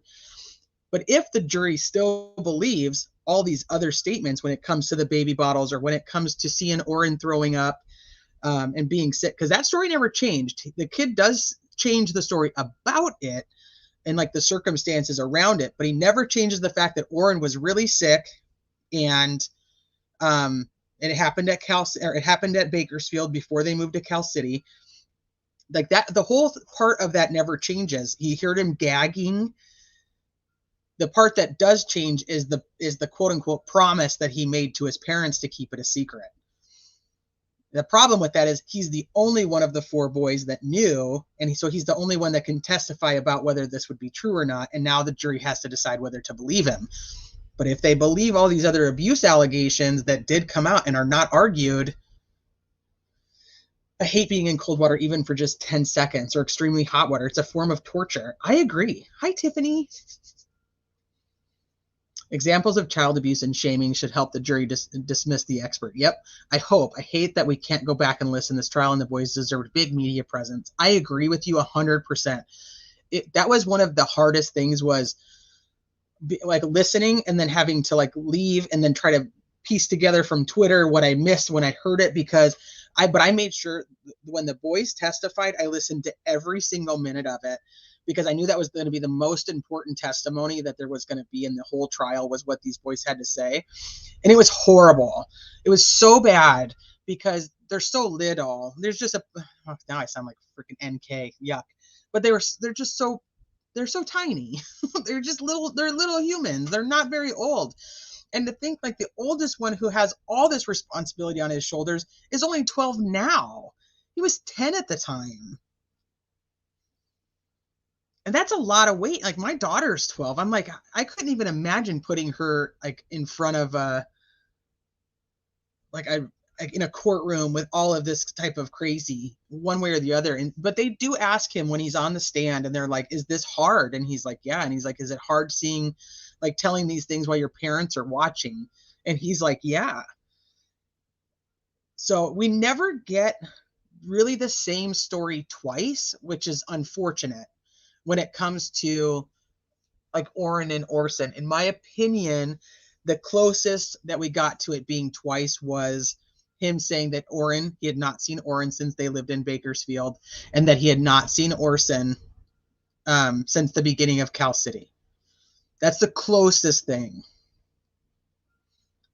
Other than that, I don't know. They're really going to try to say that the person who hi Muscles and Mascara, the lady, the social worker who was doing the forensic interviews with the boys, that she really screwed up and she did all these things wrong, and they like literally pulled her text messages, and one of the texts was to another social worker where she's saying that she thinks that he's lying, the oldest. She thinks that he's lying, and that was it going to take for him to tell the truth? And they put that in court, and that's between her 2 interviews of him. So that could show that she was only looking for the things that she wanted to hear, versus being this neutral party where she's just supposed to listen for the truth. I think the jury will believe that he said the parents told him it was a secret. I can't imagine anybody really believing that he was coerced into that, but I'm nervous about it. Honestly, I am nervous about the verdict. I only heard the oldest, and I just wanted to hold and hug him, and it had to be terrifying facing his parents. And I think that's also the tough part, is because that is his mom and dad. You know, I mean, like that's it. I'm going to look at my notes real quick, because I just want to make sure that any of the other, because there were so many points, you guys, that came out. But I want to make sure I give you guys the overall, in case we do run out of time, or, you know, because I know it's getting late. But I mean, I still have pages and pages of notes with this. one of the boys does talk about that the bunk beds were only for show so that they could tell people that Orrin and Orson were coming back. Let's see. So Devin's 10, 8, 9. So yeah, so they were at the time, Adrian's 12, he was 10. Devin is 10, so he was 8. Damien, okay, so then the next one is Aiden, who was 7, and then there's Damien, who would have only been 6. He was 6 at the time. They are being tried together. It also makes it much harder to follow because they're being tried together, as you have so many attorneys that are up and doing different cross and so on and so forth, because they each have their own set of attorneys. You said they are not airing the closings in the Lori trial, but the audio for the closings will be available, right? And then airing like live. Yes, Lex Luthor, whenever you do catch up, that is exactly right. So they're not going to live air the closings, but they will be available via audio later, like Nate has been putting up every day. But the verdict will be live on camera. We'll get to watch her face live. I know he still loves them. I know. The bottom line is nobody has seen those boys. Okay, and the other weird thing is Wanda, I don't really understand this at all. So Wanda's Trezel's mom. She gets in the car with them on December 19th, and they tell her that the boys are asleep in the back seat, but she never looks. She never looks at the boys, so she never actually sees them. Nobody is going to convict them over one child's testimony. That's the sad part. They have no forensics at all, and I think they will walk. If the jury realizes that not having forensics is actually a big deal, it's going to be tough. I agree with you. I know I do agree with you, because they don't have like the fingerprints and stuff like that. But the lack of forensics also proves that the boys were never there. So if the jury looks at it like a void, that's also problematic, because there should be forensics. There should be something that shows the boys lived in this house, and there's nothing. Oh, the other person the defense put up, I'm so sorry, I forgot this person. The other person the defense put up was a video expert person who looked at the video from the 19th and the 21st and like examined them, and he says that on the 19th it's possible that you could have one of the parents carrying one of the boys, and there's other things that you wouldn't see based on the lighting and the timing of the day. There was like an expert on video analysis that they put up on the stand. He was kind of quick. He didn't take too long. Let me see. I'm just going through my notes real quick too. Because the boys, it was tough. Like I said, it was tough to follow, because they kept having, the boy was on the stand, they're playing the video. The boy doesn't recognize the video, and we can only hear, we can't see any video. I worked a case with 4 defendants, 4 attorneys. It's a lot of work. It's very hard to follow. That's the only positive I have about Lori and Chad being separated, is because at least we don't have Archibald and Pryor and Thomas, and I don't even know who Pryor's other person is, but there's just so many. Let's see. It was sad when the oldest boy answered why he was told to lie, because this would happen. Yes. Yeah. Because if you tell the truth, this is what's going to happen. They're going to take all of you from us. And now look, they took all of you from us. This is why we didn't want to tell anybody. But it does beg the question, is did something accidentally happen to Orrin, and that is the truth? And so they did cover it up because they didn't want to lose the other boys. I mean, I shouldn't say accidentally, because I do believe that there was some abuse and some other things that were happening. But the other one thing that did not get challenged in court was so before Orrin and Orson, or before Orrin was, according to Adrian, the oldest child, before Orson, I'm sorry, I keep messing that up. According to Adrian, the oldest child, before Orrin got sick and he saw him vomiting in the Bakersfield apartment, He said that Orrin and Orson had gotten in a fight because Orrin took Orson's baby bottle with his food in it, and that Orson was upset. And Trezell told Orson that not to let anybody take your stuff, and that he basically needed to go punish Orrin, and he told him to punch him as payback. He needed to get payback for him taking it. And so so Orson punched Orrin because he took his food bottle. Because remember, now their bottles that's where their food is. So if Orrin took Orson's bottle, obviously the freaking kid's hungry, and instead of feeding them, because they chew with their mouth open, which is freaking ridiculous, they tell Orson to go and punish him and to pay him back for taking his stuff. There was other foster kids that were in their custody. They weren't necessarily missing. So what happened was another family had come forward and said that their children were in foster care which is, you know what, it's interesting because now we did hear from an ex-foster child. I wonder if those two are connected, but I don't know that to be true.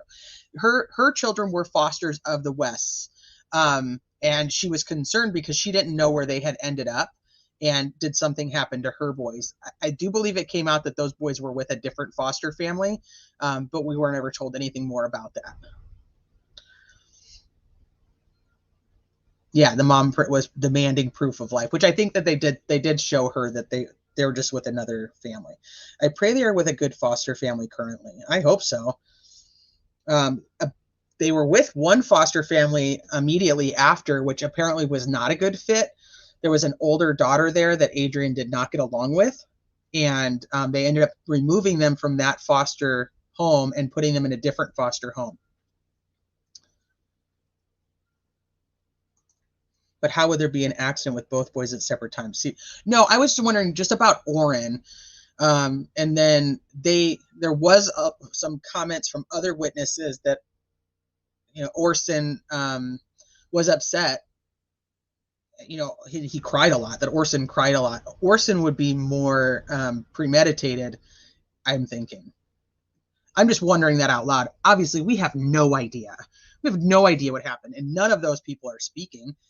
The closest thing we have that resembles anything is Adrian's testimony that Orrin was sick, vomiting. The next morning, his color was fading. He said his skin was dry, like it needed lotion, and then he was motionless. And then that's when he made the promise with his parents to not tell anybody, because all the children would be taken away. Yeah, or put more food in a blender and just feed them like normal. When is the trial? So this is they rested today. So the defense rested today.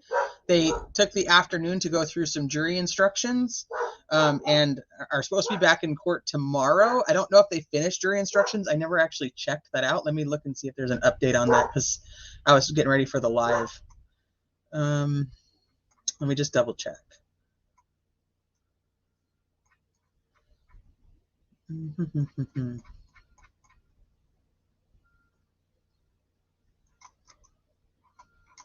This one doesn't have anything on it. Thank you for being no help to finding me an answer. Let me go to this one.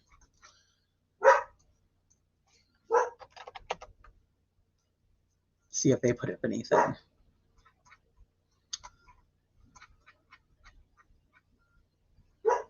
Because they didn't say, from before I came live, the last thing I looked at, they never said when closing statements were going to be, but they were doing jury stuff. So I'm just looking to see if there was any other update put out.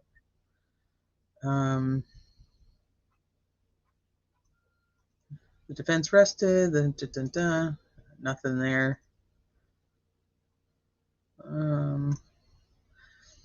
It was weird because one of the news stations said that they'll be back at 2 p.m., but they put that on there at like 3:35. So I'm wondering if they're going to be back at 2 p.m. tomorrow.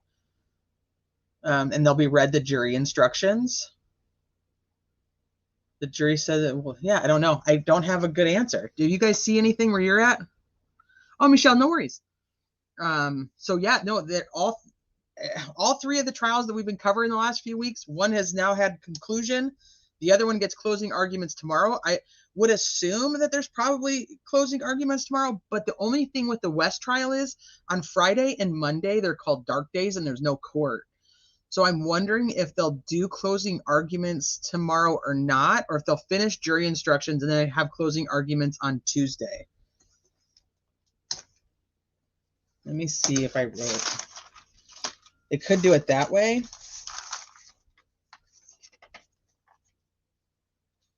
I'm going to assume that we'll probably, nope, it's not streamed, but there is a link. There is a link that you can listen to it while it's live, but you can't record it or stream it, unfortunately. You can follow on Twitter, it's called Bakersfield Now, or KGET17 News. So it looks like closing arguments will most likely be on Tuesday for the West trial. So tomorrow we have closing for Lori, and then they'll go into deliberations tomorrow afternoon. And then I think we'll probably have a verdict by Friday. And then next week we'll have closing arguments for West. And then probably have a verdict by end of week. I think that one's going to be a little tougher in my opinion. Maybe they put meds in those bottles or in OD. Very possible. Oh, that is pretty strong testimony though. I'm sorry I missed that comment, so now I don't know what I was actually saying. That's what I'm thinking is they're going to be able to get, if the jury will accept that there is no evidence of the boys being at the Cal City home, and the jury accepts that nobody has seen the boys, and it's not just because of COVID, then I don't know if the son's testimony would even matter. It's going to be tough. That's the toughest one. I feel like this is the trial that I do have some concerns. I've had concerns the whole time. The police department, the Cal City Police Department only had, I think when we looked at it, it was like five or six officers, and they did not do the due diligence of a homicide investigation or even necessarily a missing child investigation right off the bat. That is just not their training. And Michelle, it's a terrible case, and these boys are so cute. They're just so cute. There was a picture I hadn't seen before. Let me pull it up for you guys, and maybe you guys have seen it. I had not seen it before. Maybe I have, and I just forgot. Oh, you know what? I'll pull this up instead, because it might even be in here. This is. Let's go to my channel. I'll show this to you guys because I actually really liked this video too.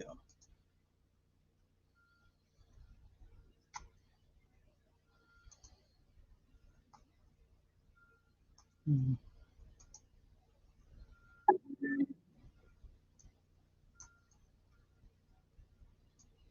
me bring it over here so you guys can see it.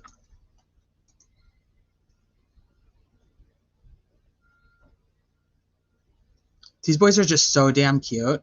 And it's so sad because they had a foster mom that wanted them and wanted to adopt them. And I just feel like they're so failed. And if they didn't like these boys, because I mean, it sounds to me like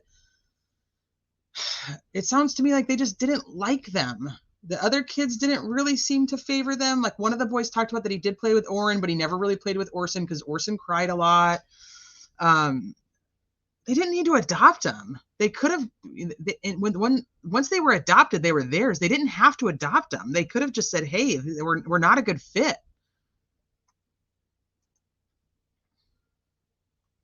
Oh gosh, Tiffany, I hope not. Yeah. Oh my gosh.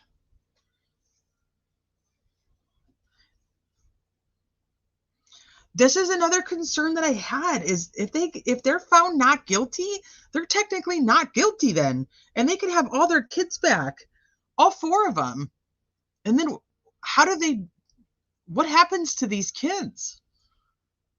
If what they said was true, I don't know. That's just terrible to me because then I'm like, what does happen?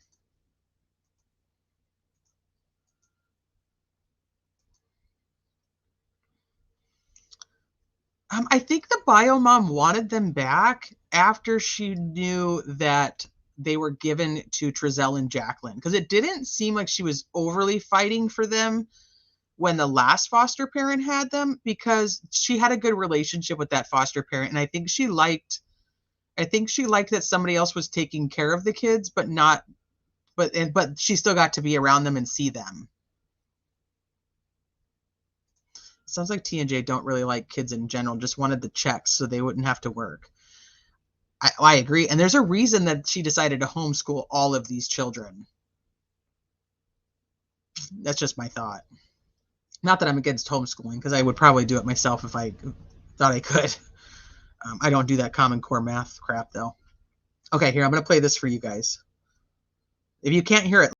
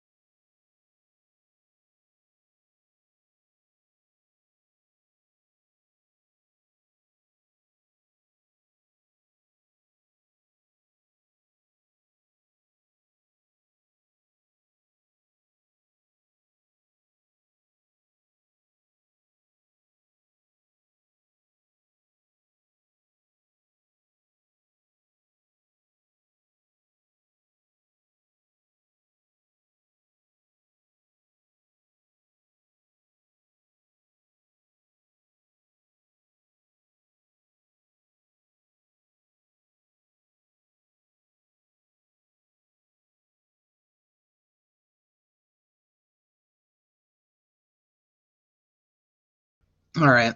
Yeah. They're so cute though. I'm just like, gosh. It's so sad. It seems like they were so these videos and photos are from the Foster family. If you guys wanted to watch that video on your own, it's on the channel. It's under the West Boys playlist, so you're welcome to watch it or take some of the photos from it and stuff. But that's from the Foster family, the first Foster family before they were taken and given to Jacqueline and Trezell. So yeah, it's just crazy. We're going to have a verdict in all these cases. They're going to wrap up, and then you guys know that we followed the Tristan Bailey case, and Aiden Fucci, he pled guilty. Well, his mom, her trial for trying to destroy evidence, which with the genes is starting on the 15th. I kind of thought she was going to take a plea, but she's not. She had a hearing yesterday. It was like a 3-hour long hearing. It just took forever. But so that her trial is going to be coming up. So I'm going to keep an eye on that. And then a case that many aren't familiar with, I'm also going to be keeping an eye because it's something that I followed from the beginning, and it's a Maya Robertson out of Indiana. It's actually like 4 years old. She was only, I think she was 6 or 7. She was very young. She was only like 6 or 7 months old. She was very young. But the case is like 4 years old. She's been missing for 4 years. And her mother and her mom's ex-boyfriend are on trial for her murder. And that actually starts on the 22nd of this month. And then, of course, we have Idaho 4 with a hearing coming up on the 25th. And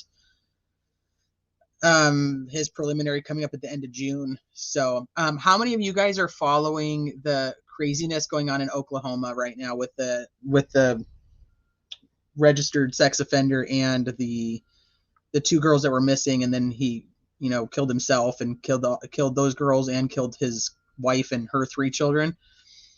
I've been following along with it. I have not covered it. I don't know if I'm going to, but it's definitely something that I've been looking at. I have not done a ton of research. I've just been following other people's coverage. So, okay, so a lot of people are kind of following now, and it's crazy. It'd be great if the prosecution played that at closing, pointing out that TNJs just didn't do pictures. Yep, obviously treasure these boys. Yeah, they don't have any pictures of them. I followed a bit of Oklahoma. So it's something that I'm interested in. I'm following along with the Oklahoma situation. It's not something, like I said, I've done too much research into. There's obviously with all the cases, and then just with my personal life, it's been a lot. But I'm possibly going to go on a couple other channels and talk about some of my thoughts. We'll see. I don't know how much I'll go into that case. At this point, it's tough because there is a lot of potential that could come out of it if there's more to the story. But truly, the case is technically closed because we know that he did it, and he's now dead. What happened with Heidi Broussard? She pled guilty. She pled guilty and got 50. I don't want to tell you the wrong years. Megan Firamuska. And she pled guilty a few months ago. Megan Firamuska. I think it was 50 years is what she got. She took a plea deal. Finally. Oh, she got 55 years.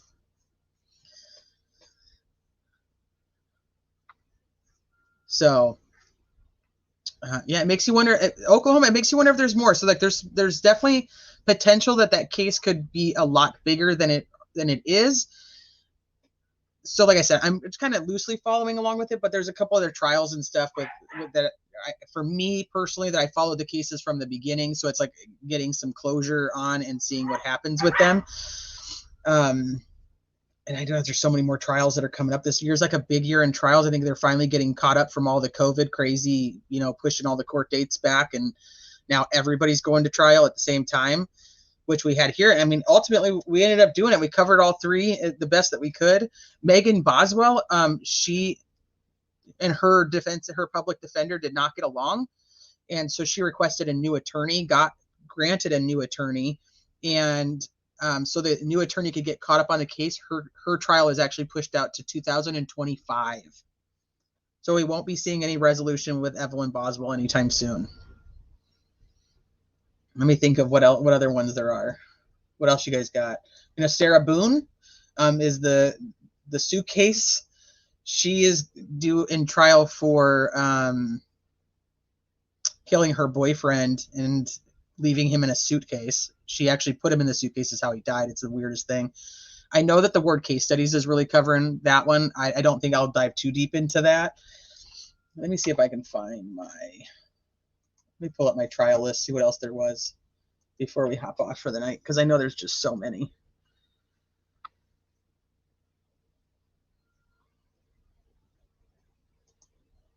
Oh, I hit the wrong thing. Of course I did. Google.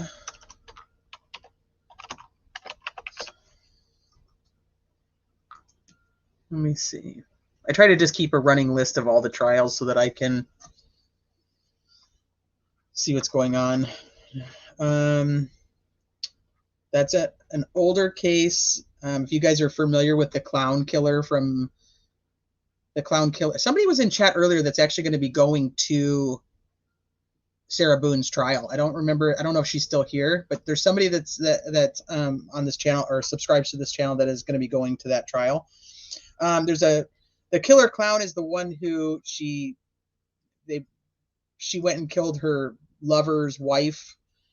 But it was a long time ago, and the case is finally going to trial. I mean, a very long time ago, and it's finally going to trial. You know, Megan Boswell, that's 2025. I'm trying to think of anything else that's coming up. Looking to see what dates I have. Shannon Ryan in the case of Leela Cavett. There's a hearing in a couple, I think on Friday for Shannon Ryan. Oh, June, in the end of June, you got Courtney Clennies. You know, she's the one who claimed quote unquote self-defense by throwing a knife at her boyfriend.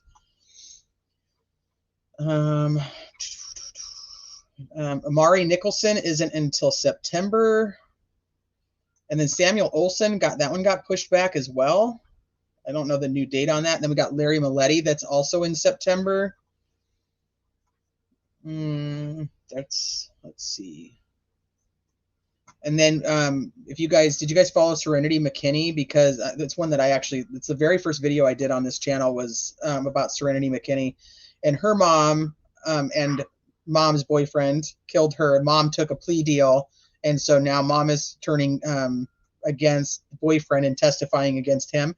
So her mom actually was supposed to be in trial last month and took the plea deal. And so now I don't know when his trial is going to be. I'm going to have to look that one up. And then Marcus Spanavello, who is Cassie Carley. You know, he took her over to Alabama from Florida. He's facing charges. He's got a hearing on the 13th, or I think it's not the 13th. That one's different. That's a different hearing. That was March 13th. I don't know when his next one is, but he's facing federal and state charges in Alabama. And then status hearing for Naomi Irion, Troy Driver, who killed her in Las Vegas. There's a status hearing, which is basically what happens when it comes, like when they're setting dates for trials, is kind of where they're checking the status of the case and seeing where everybody's at. Status hearing is May 29th. Yeah, the OnlyFans case, Michelle. Yeah, that's Courtney Clenny. And then another old case is this year. It's the case of Alyssa Turney. Let's see. Another older case is Sean Adkins in the case of Haley Dunn. That's an old case they're just finally coming up. That's Sarah Boone. Oh, then you got in June also Caitlin Armstrong. She's the one that was killed the bicyclist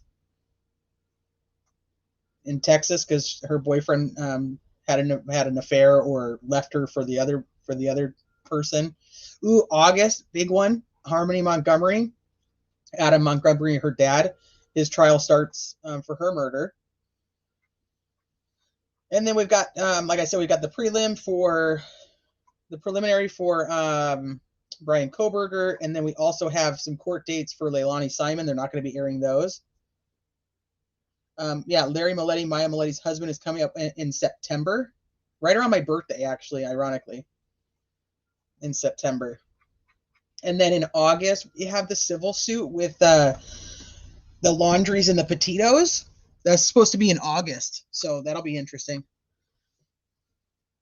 I didn't want to add to in the beginning, but I'm grateful you shared about your dad and how you're doing. When you were ready, that stream with his stories would be great. Oh, thank you, Nicole. I appreciate that. I appreciate you guys just letting me just kind of get that all out. And I know people are going to like watch the replay and they're going to be like, oh my gosh, what the heck is going on here?